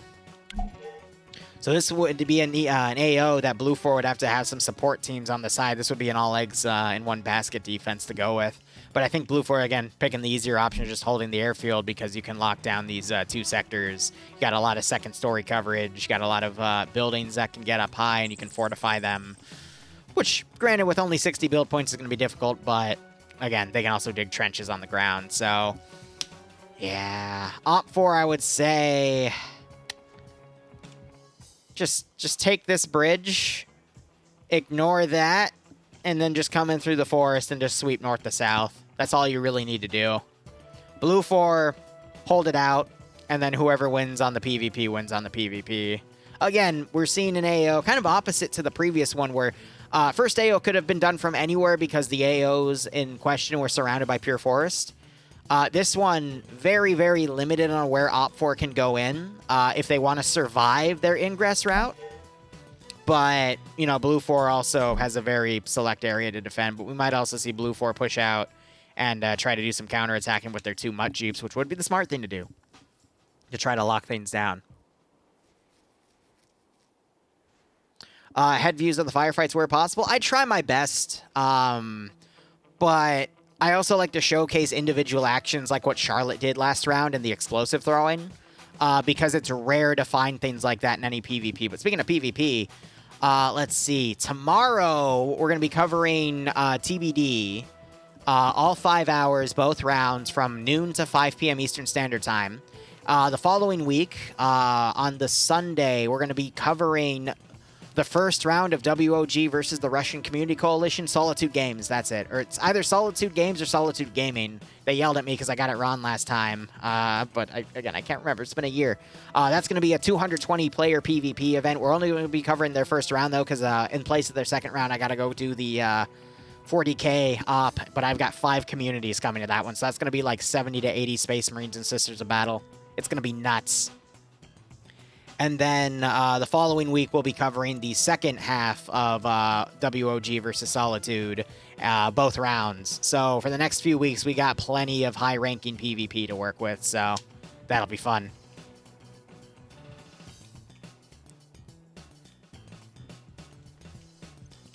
Okay, right off the bat, this is a really dumb area to dismount, because you're dismounting in an open field. Right next to where Blue 4 can set up a defensive line on cover and annihilate you. So that's silly. That's smart. This, kind of silly, but also not giving enough time for the defenders to take the forest. Plus, you're landing, driving right behind this little hill, so you can use it to poke up to see if there's any hostiles, so that's smart. But this is silly, and I think they did it, because look at where this terrain is. They might have thought this was a hill that would have let them see a little bit of Overwatch, and it is kind of a hill, but it's not really a good hill at all. But I can see what they were going for based off what you see on the map. But yeah, that's how you die. Anyway, Blue 4 have done a decent job sending forces over. They're trying to catch any Op 4 forces coming along the southern side. They have this other Jeep right here again watching, because Op 4 could have deployed from anywhere on this angle. Otherwise, you see Blue 4 basically trying to set up in the forested areas as Op 4 are going to come down through said forested areas. We could see the Jeeps come around later in the operation and attack the rear of the Op 4 formation going in. But as you can see, this is where the main fighting is going to be. Excellent, Dante. Give me their information. I'll get you all in a group chat, and I'll go over parameters here. Might be able to get you in a meeting tonight, because what I have to do still with Karma Cut's mission tomorrow is he was doing some IRL stuff. I'll let him speak about it, but if he wants to.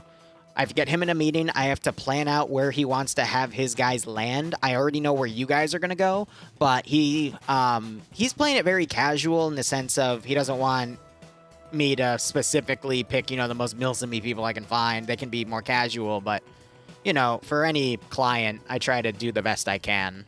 So I'll give you guys a brief, give you guys your call sign, state the requirements of what I want you guys to do, because you're not just going to be sitting in a place for 2 hours. I'm going to actively be trying to kill you, because they're supposed to recover you dead or alive.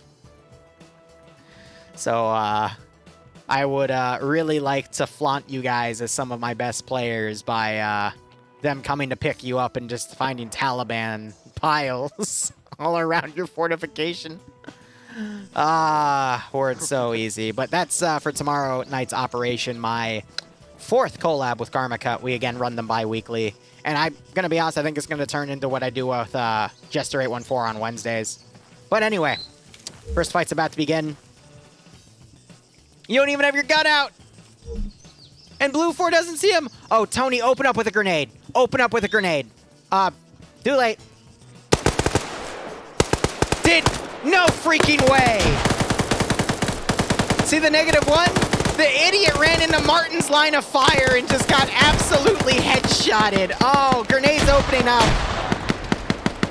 Tony gets knocked out, but he will be saved. I can't believe we just caught that. I cannot believe we just caught some idiot running in front of someone else's gun.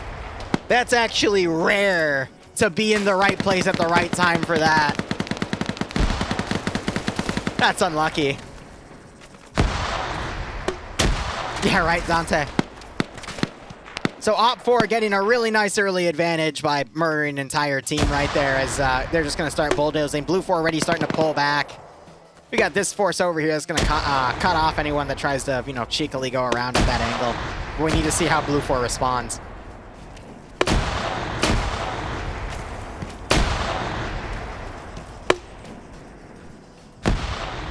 All right, I'm going to be honest with you. In any situation where you don't know where the enemy is and you're just casually walking out, have your gun out and don't be in a blob. Look at Swola about to get him. Ah, right up Main Street, too. You can see where the blood is. Ugh. Oh, is Martin going to counter? Martin counters! Now he's going to have 0 kills, right? Yeah, because he friendly fired. And that's not Martin's fault, by the way. And then Major Con counters. Technically, any time, it depends on the situation, but when everyone's blobbed together like that, whoever runs in front of the other dude's rifle is at fault. Now, if you're in a firing line and you're on the rear of a group and you know everyone's blobbed in front of you and then you start shooting, Major Con gets a double tap on that grenade, then you're at fault because that's like yelling fire in a crowded theater and being surprised when people get trampled. If you're going to shoot behind a crowd of people and then blame them for running into your line of fire when you're helping to cause the confusion with your gun firing, then yeah. But at that point, everyone just freaked out over the fact there was a dude right there. It's tough to say. I don't think actually, there's no particular person to blame for that one. That was more of just the atmosphere of everyone blobbing it going forward. Still, it was funny. It was the positioning. But look at this Op4 battle line we're seeing right here. Yeah, it's rugged, but you got this nice line right here, and then you got a flanking force right here. What's going to end up happening, though, is based off of the line they're going right here, they're going to run into this contact first. They're going to turn and engage and leave a nice gap for this group on the left side of this SSR to just come in and sweep. You got this nice concave starting to form, though. Concaves are risky because if Blue 4 had a defensive line right here and they decided to push, this group would be screwed. But based on the fact Blue 4 has torn their forces between playing defense far out from the objective and defense right on top of the objective, I feel like Blue 4 is just going to take a lot of needless casualties here. But this could turn around because now you got Blue 4 on the edge of the position right here. Someone just died in this Vic because these chuckleheads decided to stay in the open, and now they're going to pay for it.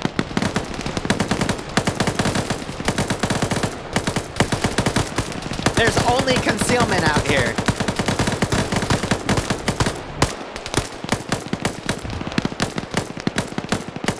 All right.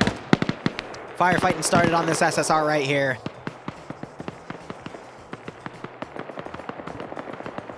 You got this movement coming along. Main battle line still starting to move on these guys. Firefighting's ensuing. Oh, it's Propega Pirates doing this. Of course they'd be up ahead. See, they're running. They're in full fucking retreat. All right, you got the king here. Straight south.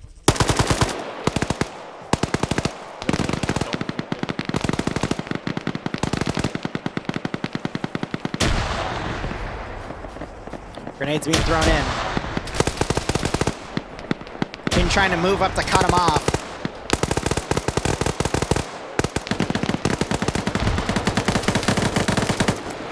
Grenade gets deflected. It was a smoke, though.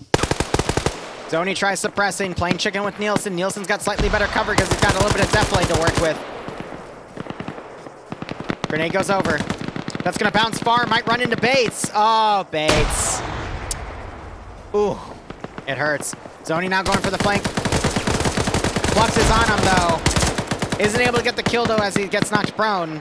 This is what Propega does. They will literally charge your line, and if you're retreating, you're screwed. King now Coming around, runs right to Nielsen.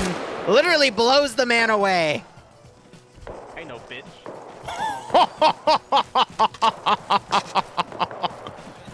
And let me guess, Kane's gonna pick up his prize right there. Hail to the king. He got jebaited. All right, looking over this long-range fight. Looks like Op4 is disseminated around the MSR here because there's barely any cover. They got to hug these trees. UAZ with the Dishka is also pushed up. Blue Force pulled away from that position, knowing there were only a few gunners. But we do have Bravo 1 moving now. I think we're one of the Mutt Jeeps with that 50 cal. Yeah.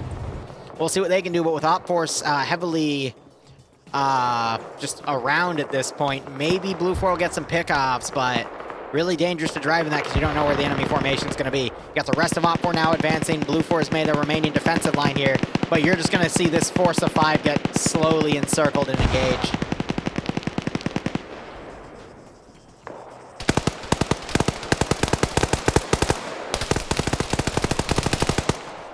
Hail to the king, baby. I am. And he's angry.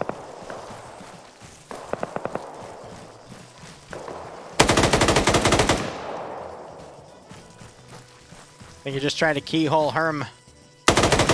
Trying again. Shots are a little high.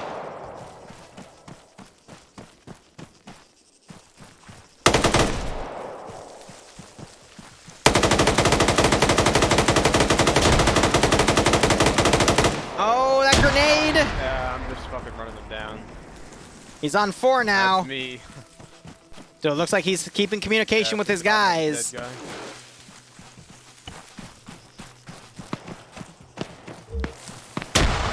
Checks his left.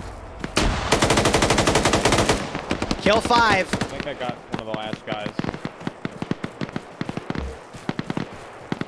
He definitely disengaged. Double taps. Move west. Moves back to Fuck these reload. guys. They're gone. They're massive. Solomon gets spotted as he tries to pull left. He's going to be crossing this MSR. Artisan trying to run him down.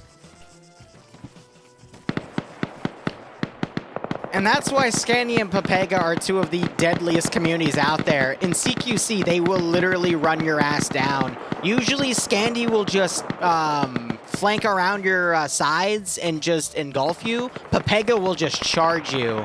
And if you are trying to pull away from them, you need to be quicker, because otherwise, you're screwed.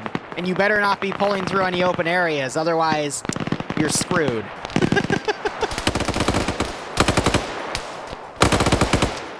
Now here's the scary part. Look at the casualties. We got only Flux dead and Swola dead. Blue 4, meanwhile, has lost almost the entirety of Charlie. A squad for a handful of people is a very good trade, and Op 4 already had an 8% number advantage in this fight. So now it's just going to be worse. I'm assuming they're double tapping the body here, wherever it may be. I thought that was the body, but that turned out to be a tree, but I don't see that one Blue 4 player here anymore.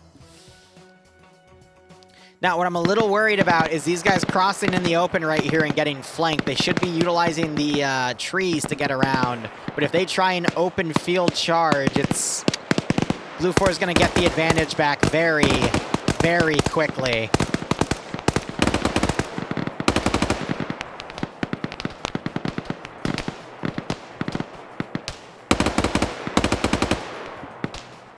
So we have a bit of a suppression fight going on here. Looking back, it looks like this Bravo Vic came up. I thought it had a third person in the shotgun seat. Maybe he got dismounted and killed, but beyond that, I don't see it. We have another vehicle coming around. Bravo. Yeah, I see what they're trying to do here. They're trying to get on Overwatch positions to flank this attack, but that's just committing more manpower completely out of the AO here. And I think Blue 4, as Malin says, it's 53 to 34, Op 4 to Blue 4. So having another, like, 8 guys outside is just going to mean that Op 4 is attacking this objective on a 2-to-1 ratio.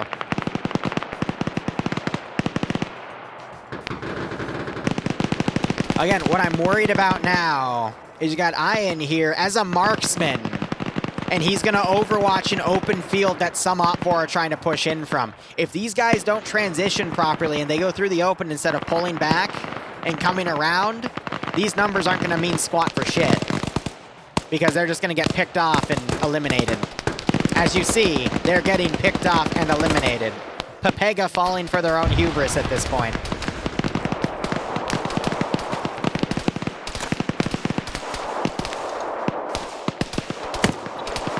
King staying on 5K, Kierwake's back up. All we need is this marksman.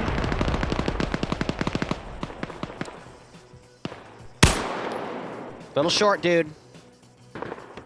Actually, he might have hit the fencing.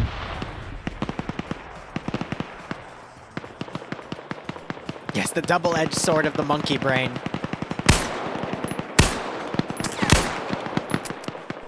Out of ammo. He starts pulling back as he's taking fire. Ironically, by friendlies. Oh, of course. Right. It's Friday Night Fights.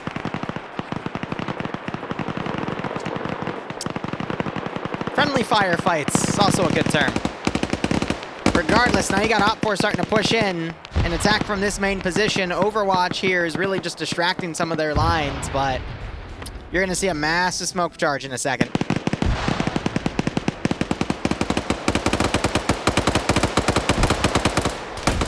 Ooh, rockets going in. Anyone home on the tower to receive? Doesn't look like it. But still, putting AT in that tower is always a good call because you never know who's going to be up there. You got more smokes being pushed in. You do see some Op 4 bodies. So who died? Was that King? No, it was Korvac. Rest in peace. And now Pepega's gonna get CQC with this defensive faction. Legal Action also has an M249. Oh boy. Grenade goes out.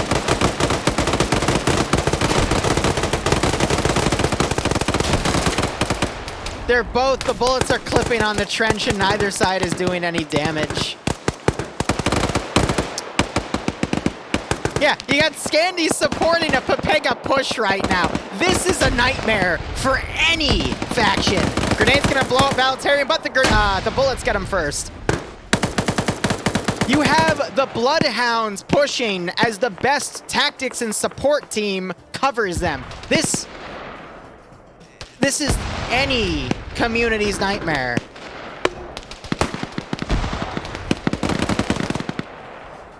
And you see, yes, there's an Op 4 body, but the blue 4 bodies are starting to mount more heavily. Schnuffle gets knocked out. Legal. The bush stops some of that shrapnel.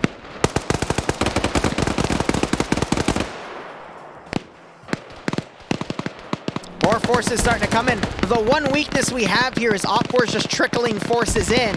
But look at the amount of blue 4 actually routing back because of this charge.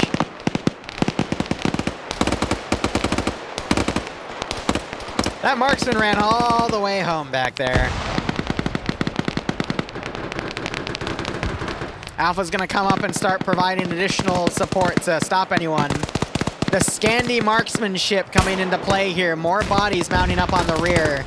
More AT going into these buildings. Got a Dishka now firing up there as well. See, again, the funny thing is, we have the fallacy right now of, yes, Op 4 has the number advantage, but only a handful of people actually pushing to the objective. But it's causing enough blue 4 to route into secondary defensive positions that the few guys that are pushing are actually going to be effective.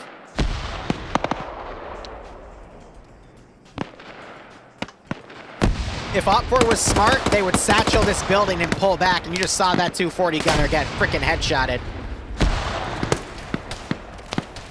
Now you got more people on the point. Lurch isn't spotted, but Lurch spots the guys going in. Spiky gets tapped in the ass. And executed in the ass. Oh. Lurch crosses that line and gets executed for it. Good could still wake back up. Legal is now pushing with that 249.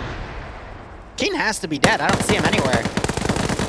Ah, he died in the push trying to take the riverbed, the goober. Cake here trades with Lon.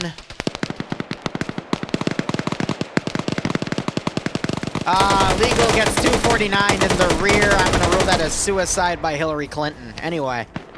I don't remember when YouTube would censor me for that, but they can go screw themselves. Anyway. Oh, you got a SSWT kit here. But a dead 240 gunner because they're trying to bipod their weapons because they can't bipod them on the windows. Do you have any kills?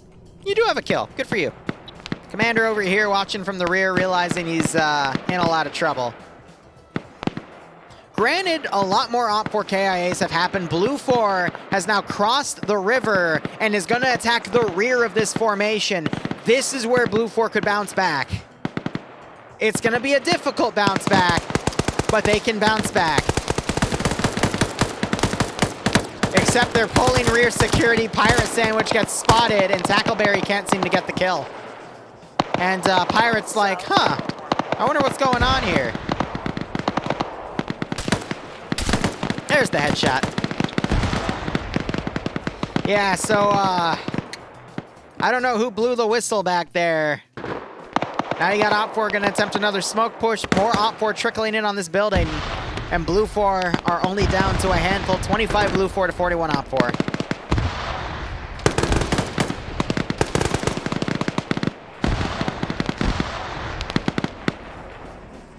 And the attackers now have the number advantage in the sector. Blue 4 needs to commit more people to Sector 1, otherwise they're going to lose it. Got Bravo folding in an additional force. It was a little risky for Op4 because, again, they just started trickling into this objective. If Blue 4 had a more solid defensive line, they would have been fine, but also this AO kind of sucks for them because there's so many different trees that any Op4 member can take cover on and snipe out anyone in the windows. And let's be honest, from up here, look at all of those doors. All of these tree trunks that could potentially have an enemy shooter behind them. Big mess. Ooh, artillery tank.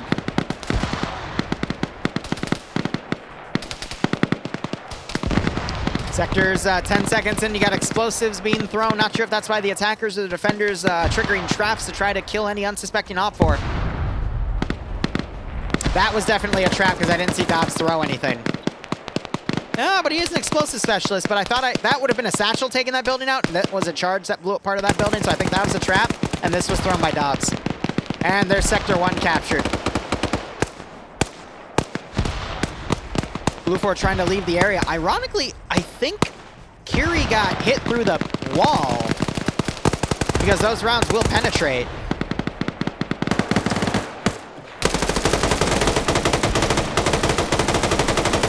You had a rifle, you had first shot advantage. Unfortunately, your opponent has a CQC light machine gun and he is pre-firing the corners.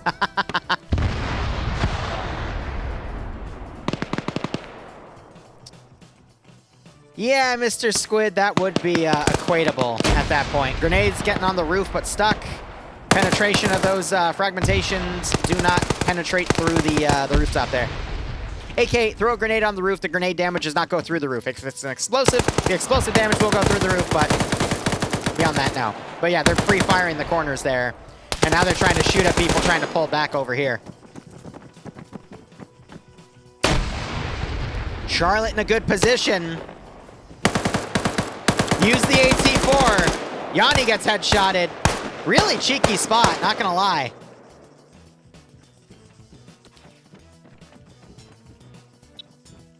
Two kills, but yeah, Op4 is gonna blow past it. I like this spot though, and then the AT4 is a free kill.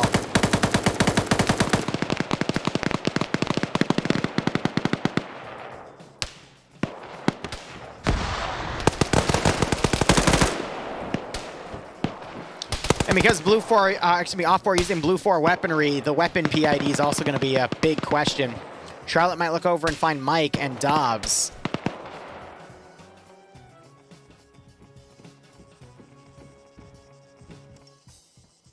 Oh, be patient here. Ooh, that marksman got a great kill. Charlotte has a grenade. Throwing one at the doorway also wouldn't be a bad call. That was a great shot by Ian there. That's his 4th kill. Great bounce back by Ian there. And now you're starting to see the weakness of units trickling back, or trickling into the AO.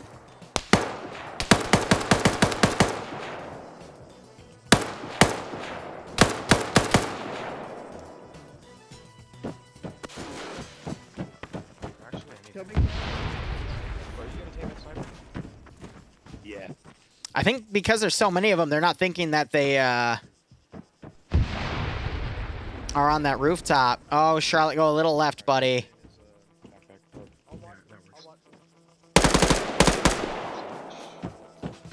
Mike immediately knew where that came from. That was a great hit and run. I would have opened up with the AT and gotten them both. Oh, Novix doesn't look up. They never look up. In Arma 3, no one ever thinks to look up and occasionally check the rooftop, but I think Novix heard the footsteps and finally looked up and didn't see anything.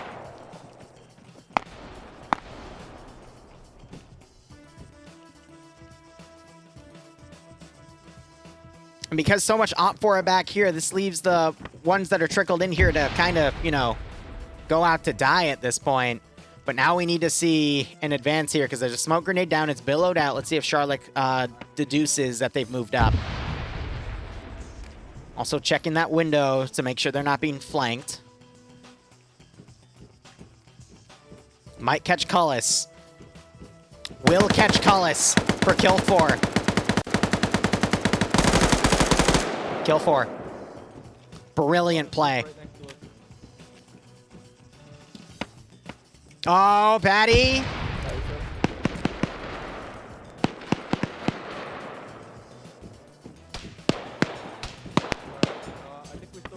AT. Oh, flanking shots by Wheaton.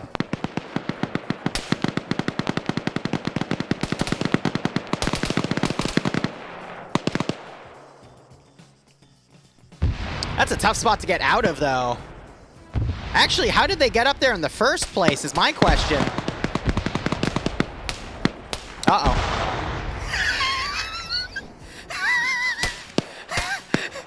Just to get double tapped by a blue 4 player. Ow! Oh my god! Brilliant. Absolutely brilliant. Wakes back up, but yeah, that's because they were trying to enhance movement down, and I can't tell if a marksman just shot at Charlotte there, but oh my god, that's funny.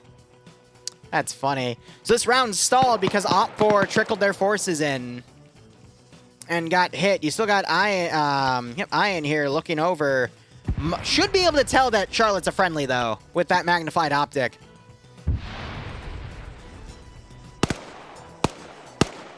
So you got Novix and Legal Action still pushing. Dream's about to get...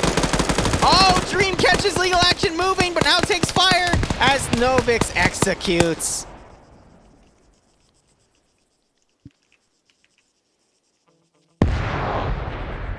More explosives going off. That might have been by Kermit.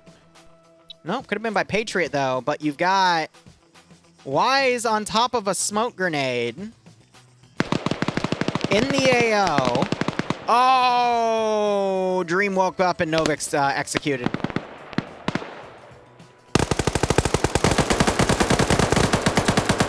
I was going to say Grav wised up, but Wise got Grav.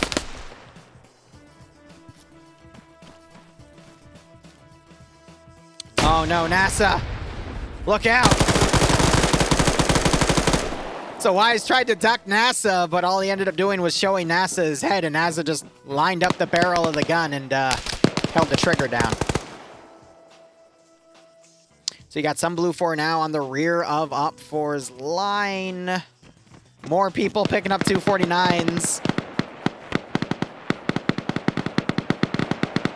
Batty covering rear, but this is where the biggest...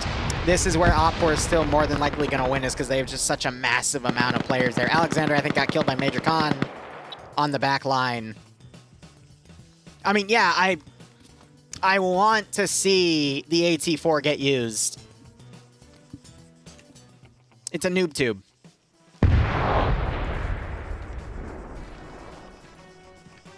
You're going to see him on the railing.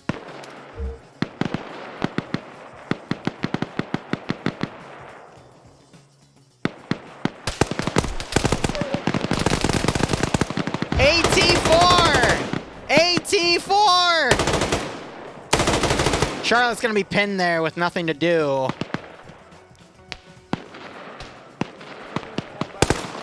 Oh! Mike almost kills Major Khan there as Major Khan comes in. I think Ian's shooting from a keyhole. Yeah, in the little slit right there. Yes! Yes!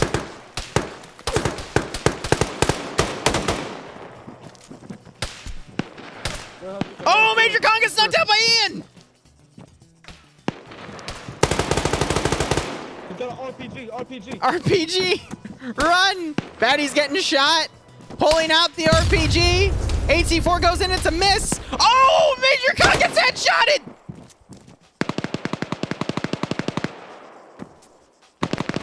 I'm gonna move back. Oh, I wonder how this dude died.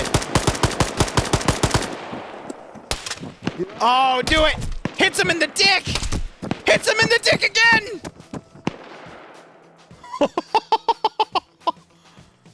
Lolo!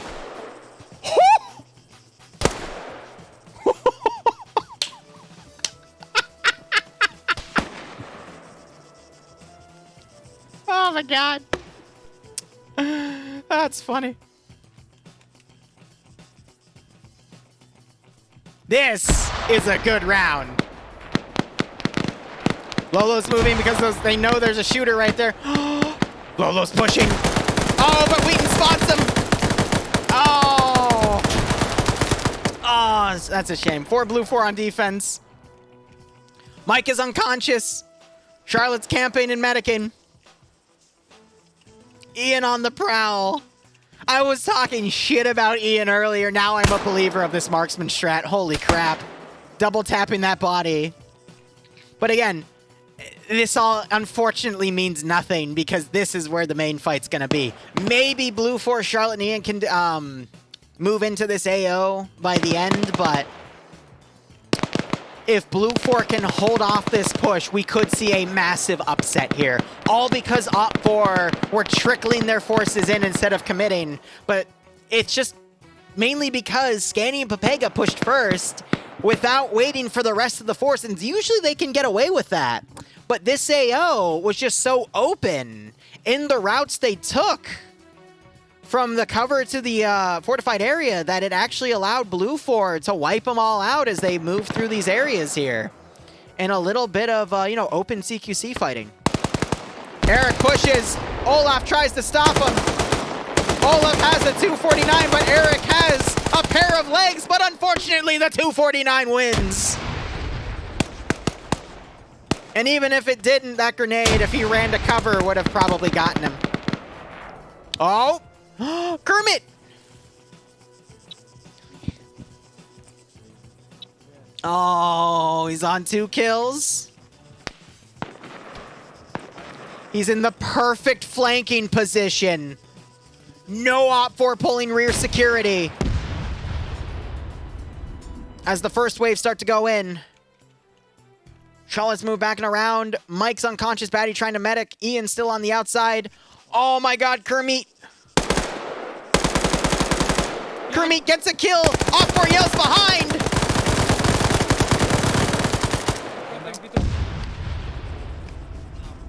You know, that was a little disappointing, Kermit. Not gonna lie. I think he was going to Kermit suicide. Anyway.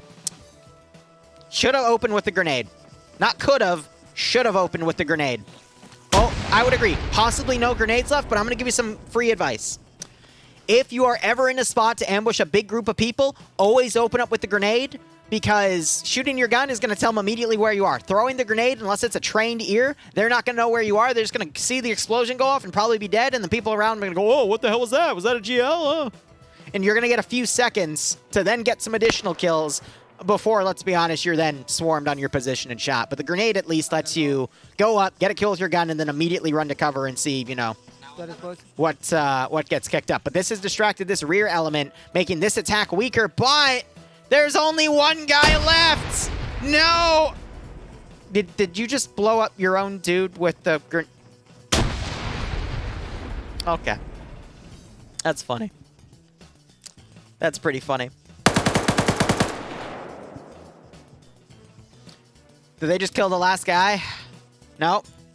Awesome. Charlotte running to the AO. Ian trying to be on Overwatch, but that's the Overwatch fallacy. He's not going to be able to do anything else. Oh, Charlotte could run in. Got some GLs going. Doing some damage on Maxi. It's up to Frost. Oh, but Frost is corner camping. Frost, you can't be a corner camper here. You got to be brave. And stunning. And stunning and brave. Oh, that grenade. I don't think so. Yep. Just outside of the corner. 15-minute warning. Charlotte's running in.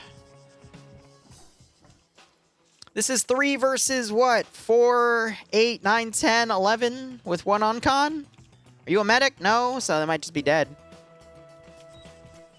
Oh, Frost. Come on. Hit the fox. Boop the nose. Boop the snoot. But you get saved by crossfire from Charlotte. Wait, Charlotte's dead. Oh. Where? Who shot you? Wait. I'm so confused. Maybe it was a one-on-one right here, and they traded. And that was just crossfire that managed to hit Fox somehow. Yeah. Oh, no, you died over here. Oh, from right here. And then someone killed you. Okay, well. Sector 2 taken. Op 4 is going to run over to Sector 3 because there's no one on defense. Frost is somehow still alive. I lied. I didn't lie. You load the fucking barrier. I just hit in 5, 10, 6, 2.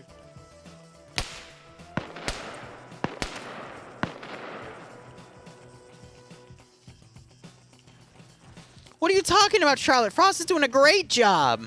You did a great job on that roof, though. Should have used the AT4 a little sooner, but hey, it's okay. All right, Frost, come on, get up. Kill him. Kill him, Frost. Kill him.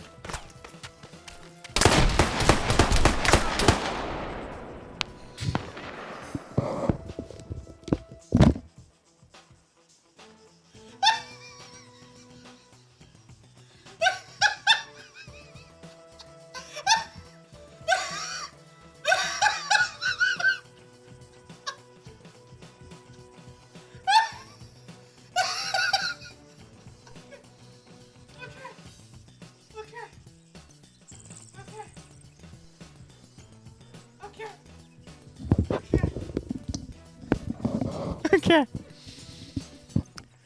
I think I saw bullets landing around Harna, so I think that was a glitch, and we just couldn't see Frost shooting, but at first glance, I swear I just saw Fox just stare at Harna, and then Harna just look back, and then shoot him. I think the gun was just glitched. And we didn't see the gunshots, but I saw impacts over there, and I thought I saw some blood too, but that was just comical. That was just freaking comical. Oh, right. Check Frost if he had a -1 because that would indicate they shot Charlotte. They do have a -1, so Frost killed Charlotte. It gets even better. Ow, you're dead. Anyway. Oh, my freaking God. All right, who's going to win? Op 4 right next to the objective or one snipey boy? What are you doing? Oh, he's stamina breaking. That's why. Can Malin just pull the plug here? Can we just pull the damn plug? Because this is a waste of time, in my opinion. Op 4 is right on top of the damn objective. We got 12 minutes to go. Op 4, Blue 4 is literally 1 kilometer away. Can we just end it? Because this is over. Did you just frag yourself?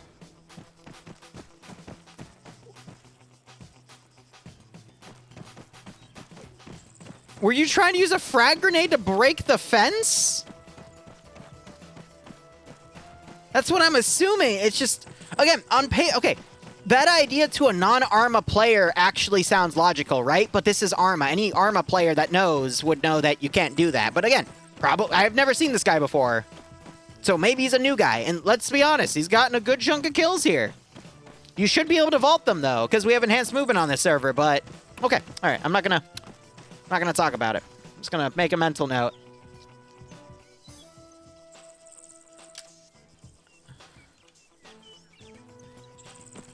He's just running the fence because he doesn't know how to climb the fence. Okay, just get in the sector. Just get in the sector, please.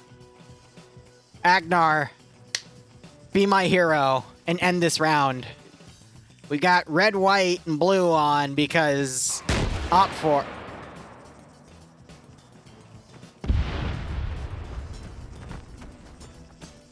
Okay, if you immediately get this prompt, it means there's no one in here, but I appreciate you firing the RPG over by elimination. But you're still alive, sir. I see. He was actually an Op 4 spy. Amazing. Ian is just a ghost. No, Nemesis, I don't believe you. I'm gonna say he was just a ghost the entire time. Yep, true story. Anyway, Don, feel free to pay it out. That's not for victory. Let's see how round 3 goes. I need to get another sticky note because this is... this is funny.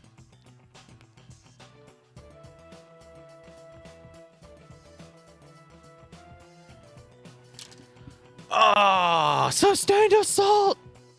God, we're gonna be here for like 2 hours if it's sustained assault. Good God. Let's go!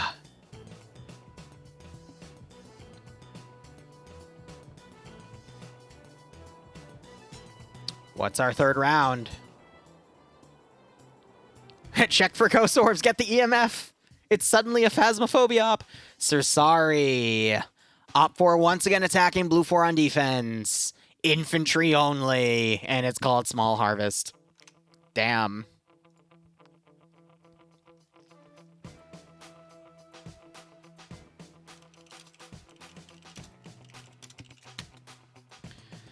All right. What are we going to do now? We are going to go to Twitch. This is round 3. Op 4 is attacking.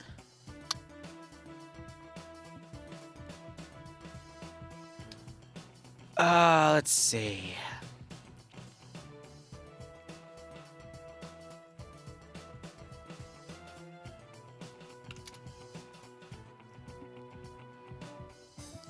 Three blue 4 objectives, and Op 4 has a 5% numbers advantage. This is infantry only, and we will be back at 7 co-op with the new Outlast game. Which, again, I don't even know what that is, but that's okay. Trying to get in the mood to play more party games because I got a bunch of people yelling at me to do it. So it's like, all right, I'll do my best. All right. S-U-U-R-S-A-A-R-I. So sorry. Helps if I put an I instead of a T.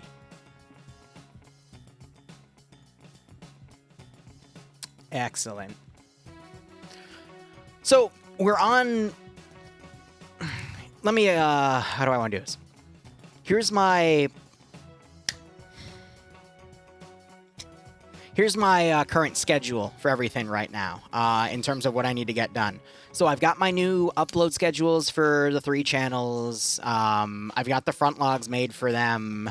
What I need to now do is go into my footage, I guess my drive that I store all my footage, because it's nearly full with 4 terabytes of footage. I got to get that edited down. That'll be my main focus this weekend. Then I need to find a better way to optimize how I do mission files right now. Because with an influx of commission jobs for these next 2 months, and honestly, no signs of it stopping, which is good and bad. Good because it helps me rebuild myself financially after tax season, but bad because... that's where I have to put my focus and time. I need to find a way to optimize my files a bit better because I keep letting things get scope creeped. Because Starship Trooper, I make a custom video for that, which we've seen. It's really funny for the brief. And then now I'm making a whole system of if you die, I'll let you play as a bug to kill your friends. And the engineers get a base building system similar to how they do it in Starship Trooper Extermination, because that's really easy to build with a Fortify script. It just takes me like an hour to write the code. But, you know, it's little things like that that, you know, my mission files are taking a lot longer than they used to make because I keep, you know, adding cool custom features to it because, well, it's a Liru op. Of course, it's going to have every bell and whistle I can think of. But of course, I let the players vote on it because player base first in my Discord community. But regardless, after that, I want to do a bit of a Discord revamp again. I've been making some small changes to it. Now I'm going to be making some bigger changes. I want to add a game night to it where I'm either going to be playing games with my community like Starship Trooper or other things I can think of. Vary up the streams a little bit. Then I have to go back into DayZ. I'm taking a break from DayZ right now because of a few different reasons. But I want to get back into that in the, you know, next week. And then, again, just front logging the channels, but there's a lot I have to do on my plate. And then there's also all this other crazy stuff I do for quote-unquote nightlife, but that's for a different stream. I'm trying to think. Plus, I also recently got hooked again on Fallout New Vegas, and I've...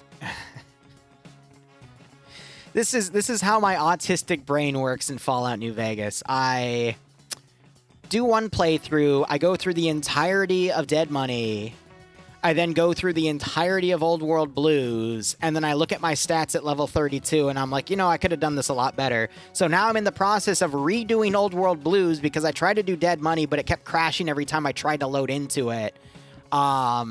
Except I'm trying to do Old World Blues at level 6, and I've quickly realized that that was a very bad idea because the only hope I have is to run a Call of Duty Nazi zombie-like train on 7 lobotomites with proton axes, trying to cut me up into pieces as I use this really shitty damage-dealing frequency modulator, whatever the hell you call that energy weapon, and just stun-locking them until, like, 3 more show. It was a mess.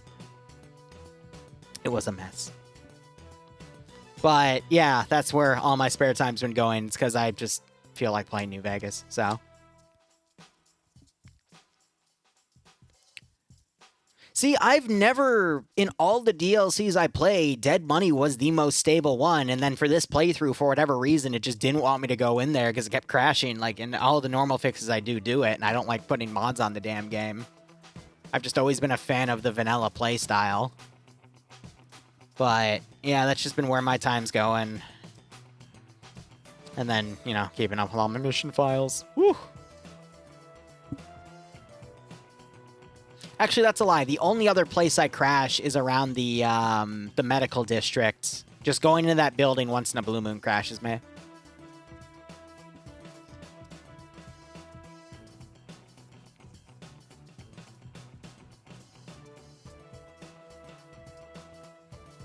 You got back into Warframe and it's hit my productivity like crack hitting low-income neighborhoods. Same things happened to Jester814, personally. Like, for the past 2 months, every time I've seen him online on Steam, he's been on Warframe, and I'm like, Jesus Christ. When I was in high school, 9 years ago, that's when I played Warframe. I ended up selling my account for a few $100 because literally in class was boring to me, but I would play Warframe in there on my laptop, and I was one of those people that would buy up all of the new mods or whatever. When they drop, I'd then wait 3 months and then start selling them for quadruple, and people would pay that in plat for quadruple to quintuple. It was fun. But God, back then, if anyone plays Warframe, you might understand this, but the meta for me was a Zephyr Warframe with a Dara that I modded the hell out of to, I believe, do viral damage or infection damage. I forget the thing.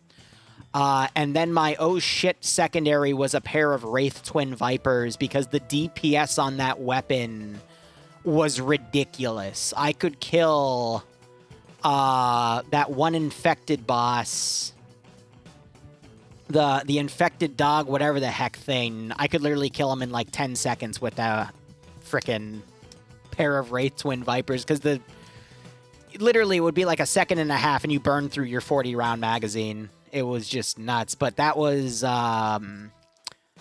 the weapon you got after completing this whole arc of quests when it was a special back in the day.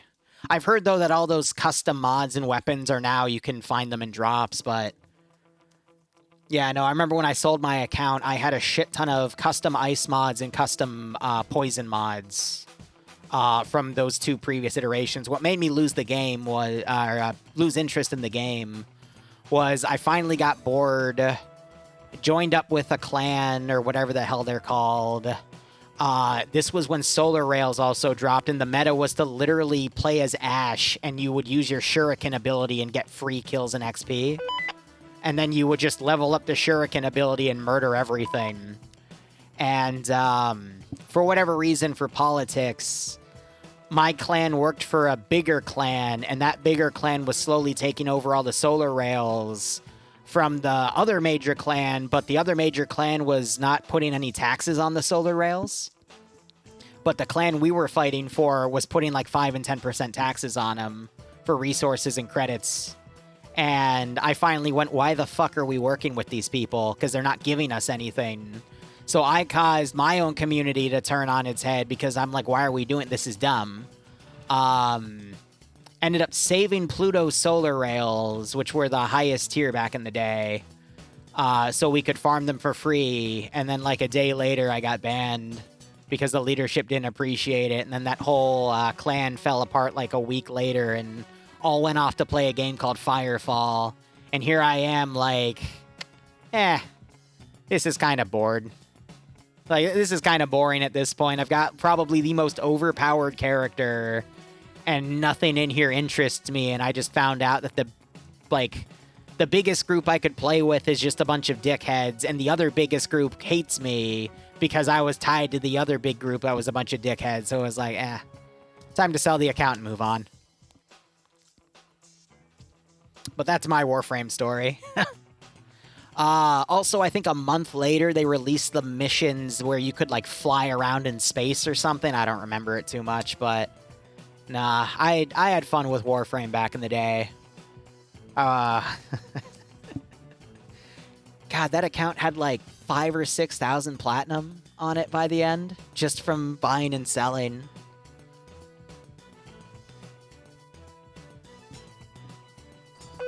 All right, final round. How much did I sell it for? Somewhere, like, my immediate mind goes, I think it was 400 or 450, but it could have been up to 500 or 600, because there's a few different accounts I sold back in the day. And the lowest one was 300, and the highest one was 650. But for Warframe, it was a Gary's Mod server, and it was a Minecraft server network that I sold those for, and I just don't remember which one was which. Because I used to be in my high school, I did something called IB, which is like the international version of AP, and AP is the American-based one. And I was bored as hell. And I just did all my business in class. And then at home, I did the homework and then just moved on. But I remember the International Baccalaureate. But it was funny because I remember there's a major paper everyone had to write. I had to write mine on psychology, but we didn't have a psychology professor, so I was just told to, like, free form it. And I remember taking the day off from class my senior year on the day it was due, going through all my sources, because I already went through all my sources and annotated everything I needed, and then just churning out the paper in 4 hours. And then getting the highest possible grade I could have on it. And then when people saw me get it back and they looked at me and I told a few people what I did, they're like, how did you actually do that? And I'm like, it's not hard. You just put in the damn effort when you need to. But anyway, I'm sure we'll have a TLDR something about me stream later. Let's cover the third extended essay. That was it. That was it. Oh my God. I've got so many high school stories. It's funny. And this is all coming from the guy that was the one of the quote-unquote outcasts, but yada-da. Anyway, briefing. Depso made a search and destroy mission. This is infantry only. 3 explosive caches, ammo caches that OPFOR is trying to get. Mission variables here, just 850 meters of render distance, 200 defender points, no magnified optics nor NVG equipment. I don't think either side took Matt. I don't see an echo on either side. Cool. Blue 4 is going to be your Filipino Naval Special Forces kits. 1 second. All right, breaking it down. Platoon lead, platoon sergeant, squad leader, team leader, auto rifleman assistant, grenadier, grenadier IR. Grenadier IRs have the Hunt IR 40mm camera grenades, fire up in the air, parachutes down, gives a nice bird's eye view of the AO. You can shoot the parachute, make it fall faster, but there's otherwise no way to outright kill it. Your machine gunner assistant, combat engineer, they have the choice of 4 different types of explosives, 2 satchels, 4 explosive charges, 4 tripwire mines, 2 bean HE, 2 bean flare, or 3 AT mines. You have your light anti-tank, medium anti-tank, blah, blah, blah. These don't matter because there's no echo on the side. RIS and SMP were part of a group called X-Ray from like a year and a half ago. Those are now defunct. DMR, you see in Alpha Bravo and Charlie, looks like that's going to be a Mark 14. For Blue 4 here, and then you have a crew leads, crewmen, pilots, medics, and your base kit loadouts are going to be HK-416s or M4A1s, Glock 17s for their secondary handgun, M249s for the Alpha Bravo and Charlie auto riflemen, medium machine gunners in Delta get the M240 Golf, light anti-tanks going to be the single shot disposable AT4, and then crew and aviation doesn't matter because they don't exist because this is infantry only for this round. Assets are going to be for transport trucks. Op 4 uniforms going to be modern Russian EMR camouflage kits. Loadouts are going to be modernized AK-74s with the choice of either Eastern optics with the UK mounts or Western optics with the Zentico rail mounts. Or they want to be real chads, they'll take an AKS. Otherwise, MP443 garages for the secondary. Alpha Bravo and Charlie auto rifleman get the RPK-74. Medium machine gunner gets the PKP RPG-7 for the light anti-tank gunners, which is reloadable. Usually I have, I think, 2, maybe 3 rounds. And then... why is there a partial sector filled for Charlie? That's weird. And then crew and aviation, doesn't matter. Nothing on crew served weapons. Their assets are for ZIL transports. The sector is literally up here, divided into 3 pieces. Looks like we have some custom placed buildings around. Cache 1 is going to be right in here. Cache 2 is going to be in that house over yonder. And Cache 3 also in this house over yonder. For Sassari is just this Finnish peninsula, or excuse me, Finnish island that honestly is, you know, rather thin and lawn-shaped. Very foresty, a lot of rocks to work with as well for some nice hard cover in between the area, but with it also being very hilly. I'm going to be honest, really tough AO to predict who's going to be the winner or loser here on defense or offense. Usually it's the defender suffering, though, because offensive units can just get right on top of the sector and move in because it's all forested and whatnot. But beyond that, Blue 4 has all the room in the world to move in and assault this position. Now, I am going to excuse myself for 1 moment. I promised Bloodwing after we went out with lunch with my mother, I would wake her up after a long nap because we overate a bit, and I am going to wake her up. So, 1 second.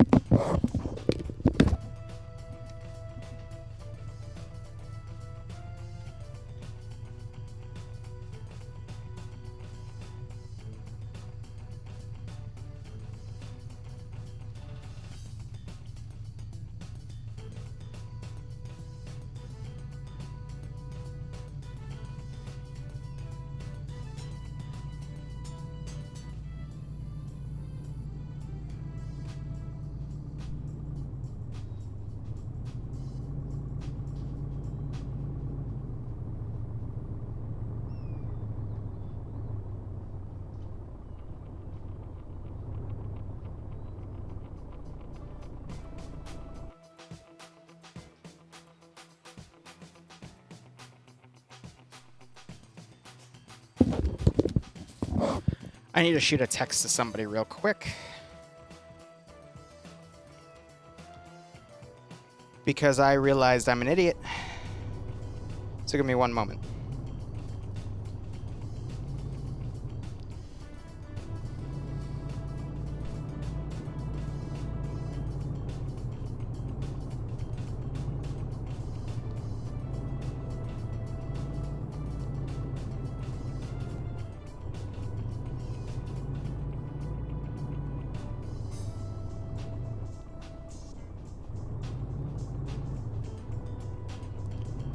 Okay. So, this might be my only stream today, because I completely forgot. I promised Bloodwing we would go out tonight. The reason I forgot is because we moved the calendar over to the next month, and I didn't check that day. I wasn't looking at that date because I was more concerned about what's happening later next month, where she's going to be gone for 2 weeks and I'm potentially gone for a week.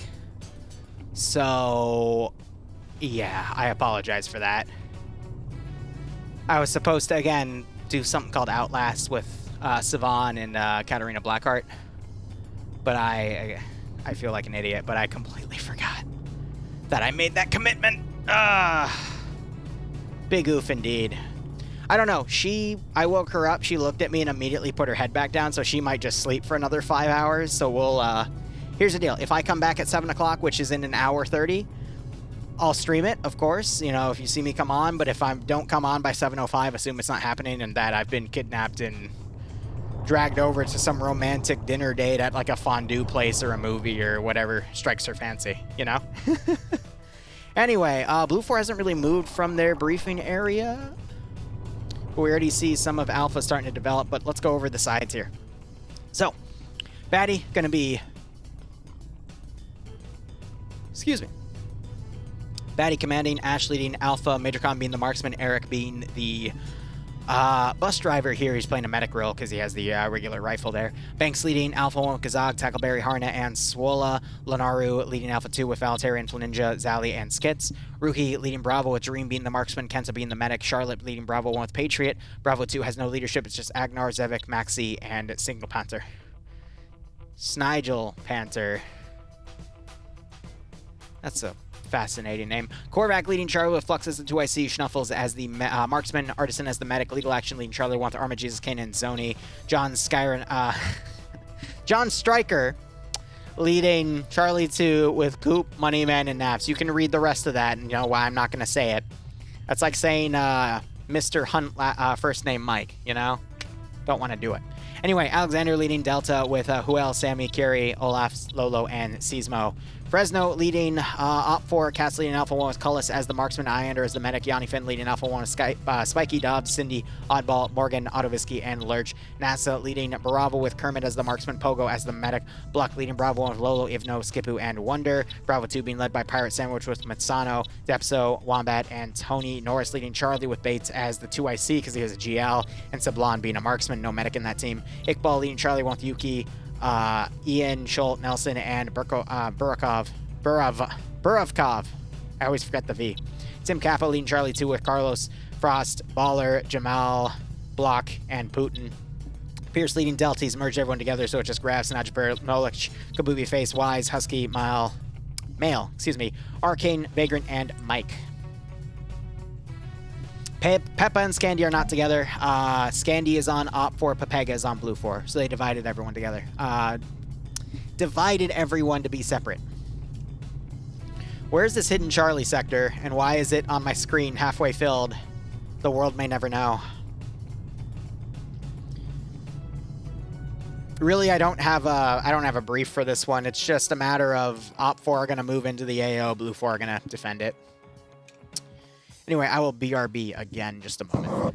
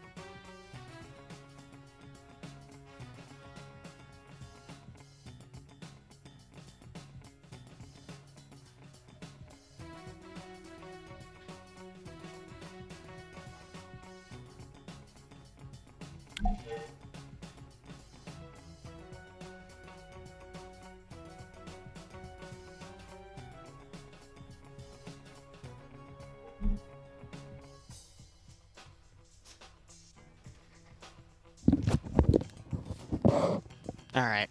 Preview of Framework version 4 with multiple objective type game modes. Oh. So blow up a cache, take a sector, that sort of stuff. Neat.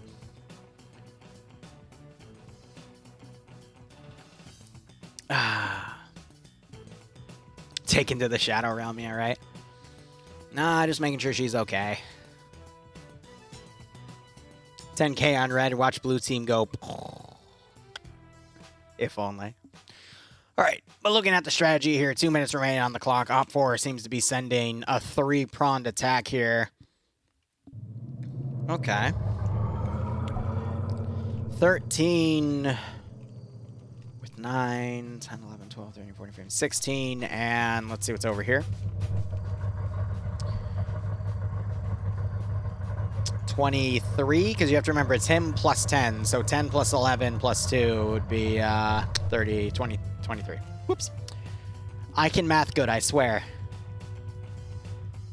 Beyond that, I mean, what this honestly looks like is throw everything at the wall and see what sticks, aka where are they going to run into resistance and where can one side potentially sneak around and get to the objectives and take them out.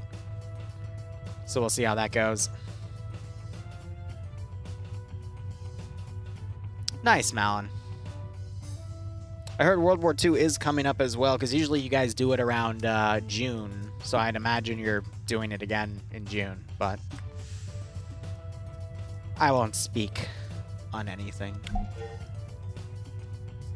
And there goes the missions. So, right off the bat, we got one side going up the MSR, one side going up an SSR, which I think is just a hunting path, and then the other guys are going up a hunting path as well.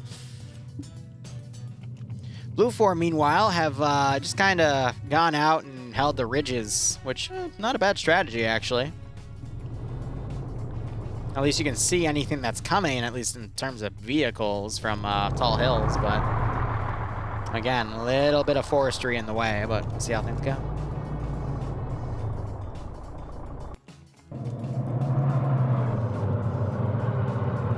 All right, we've got one group on the path and another group off the beaten path. Let's see which group armas themselves first. Army learned me to fight. They no learn me to read, let alone math. I love your wording with that, sir. Oh, yes. Yes, drive right up to the MSR. Please tell me one of you has AT. Who's the monkey with the AT? Prep that AT, sir. Prep it! They cut the engine. Prep the AT, dude. AT! AT! But you... Sad Liru noises. Anyway.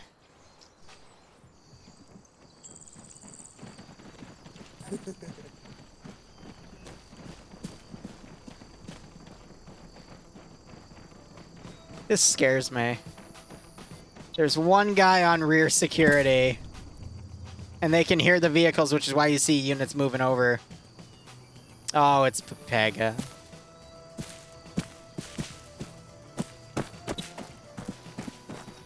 Done. Have to be dyslexic. Yeah, Squid, that is bad. But anyway.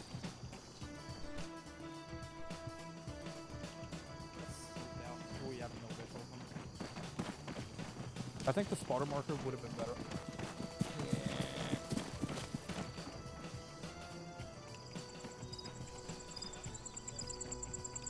Right under, I swear to God, if they move over and then these guys advance and then go to the objective. I swear to freaking God. Arking gets blown to smithereens. Najapir gets blown to smithereens. Johnny gets blown up by AT. As we see explosives trading on either side. That's funny. Why is Naps with scan? Wait, what? But Naps is Scandy. Why is he with Pepega? I see. So Naps is a turncoat. Interesting. Knowledge is dead. Wow. Arm of Jesus got that one.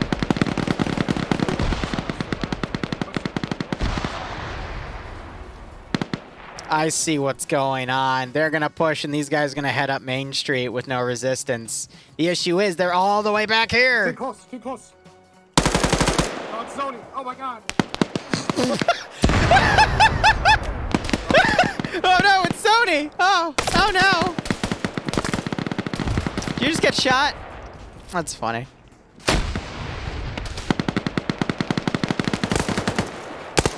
Pierce, look out!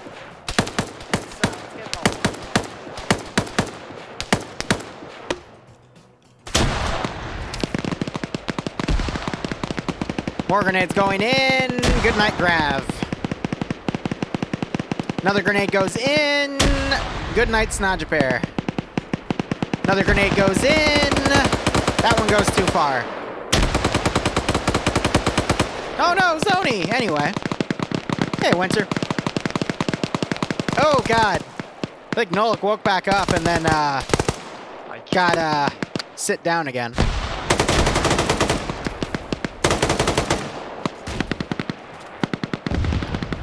You are not telling me that Blue Force pulling everything over there after this squad PID'd a truck. And now this squad is actually gonna bypass. I swear to God. What's going on? It's the third round. Everyone's brain fried. And I'm watching a lot of silly things happen. Snodgepair gets double tapped. Pierce is, yeah, it's not looking good for Pierce.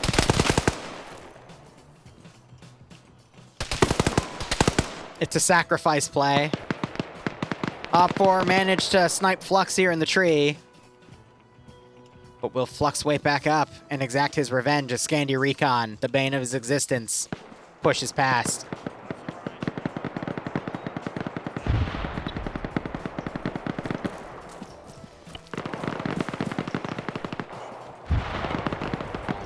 Continue moving, so. I swear to God, I heard Azariah's voice in here. Team 6. I am vibrating enough to make any mom jealous. I have inhaled a possibly lethal amount of caffeine. That is not to be determined.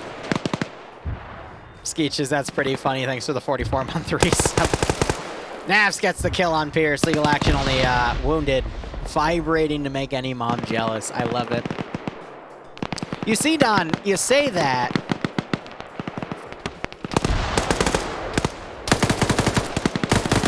Oh, that was graphic.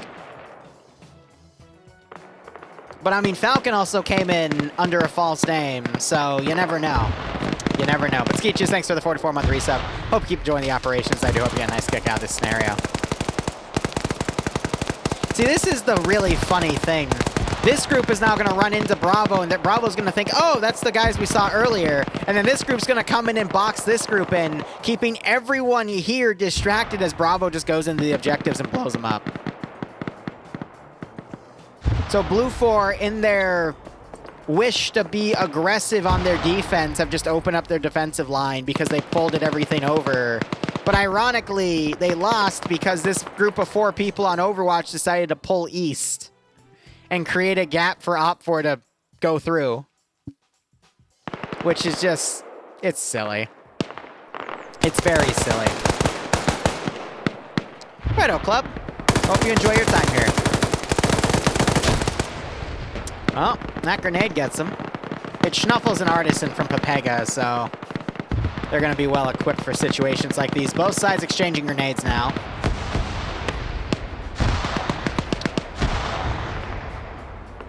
So here's the deal. This other squad is probably going to trade evenly. I think Blue 4, though, is going to win this fight because they might sandwich some forces there, but then you got this entire squad right there. But at that point, Blue 4 is going to be in pieces, and there's an entire Op4 squad about to get right on top of the objectives. What's going to be really interesting, though... They have radios, new frequency change on my marker. All right, so they're Blue 4's changing their radios out, but what's going to be interesting is Batty calling for Blue 4 to fold back. It's going to be Delta doing it, but I'm relying on Charlie to push to pin Delta here, because otherwise Delta's going to fold back, trade evenly with Bravo, and then Charlie's going to push. And again, these two sides are going to trade evenly. I think Blue 4 is going to win, but Op 4 does have the high ground now. That's ironic. Blue 4 pushes into where they ambush, and then they get ambushed by another force. Oh, how the turntables. Otto Visky gets Eric'd. It's over now, Anakin.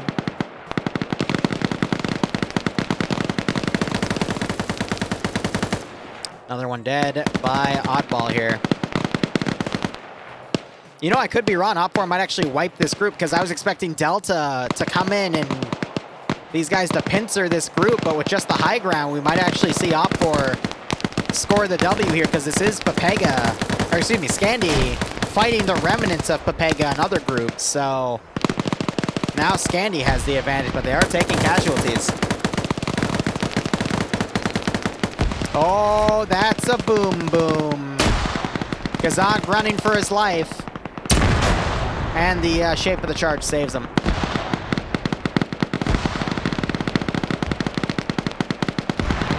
But yeah, now you're starting to see a few people fold around on that ridge. And these forces entering. They're on top of one of the objectives here. Okay, copy. You got Batty still working as a commander here. Tackleberry pushing the ridge. He's got a stolen PKP, though, but a grenade gets Yanni and knocks Cullis out. Oh, but he gets shot by a friendly, because the line came from... Oh, that's brilliant. Gotta love that friendly fire weapon PID. All right, you got some Blue 4 trickling around over here. Dream and Frost about to go at it. Then you got some more shooting over here. I'm curious. Will Frost get the kill or be killed? Frost gets knocked out. Dream doesn't double tap, though. Some GL smoke going in on Blue 4 positions. Explosive charge rigged on this position. All right, this I gotta watch. Hey, Batty. If you get assassinated...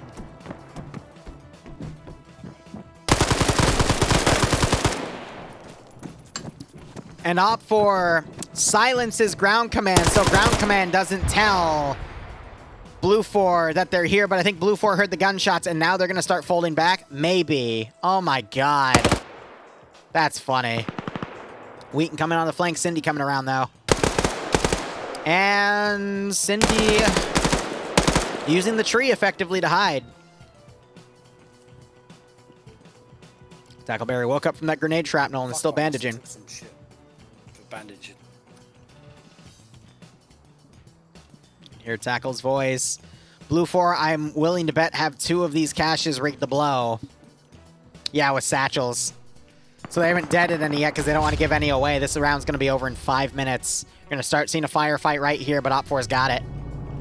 Again, some Blue 4 survivors with the group pulling back. They're also grabbing some trucks and trying to drive back. You still have this big chunk of Op 4 that are going to push in, but all because Blue 4...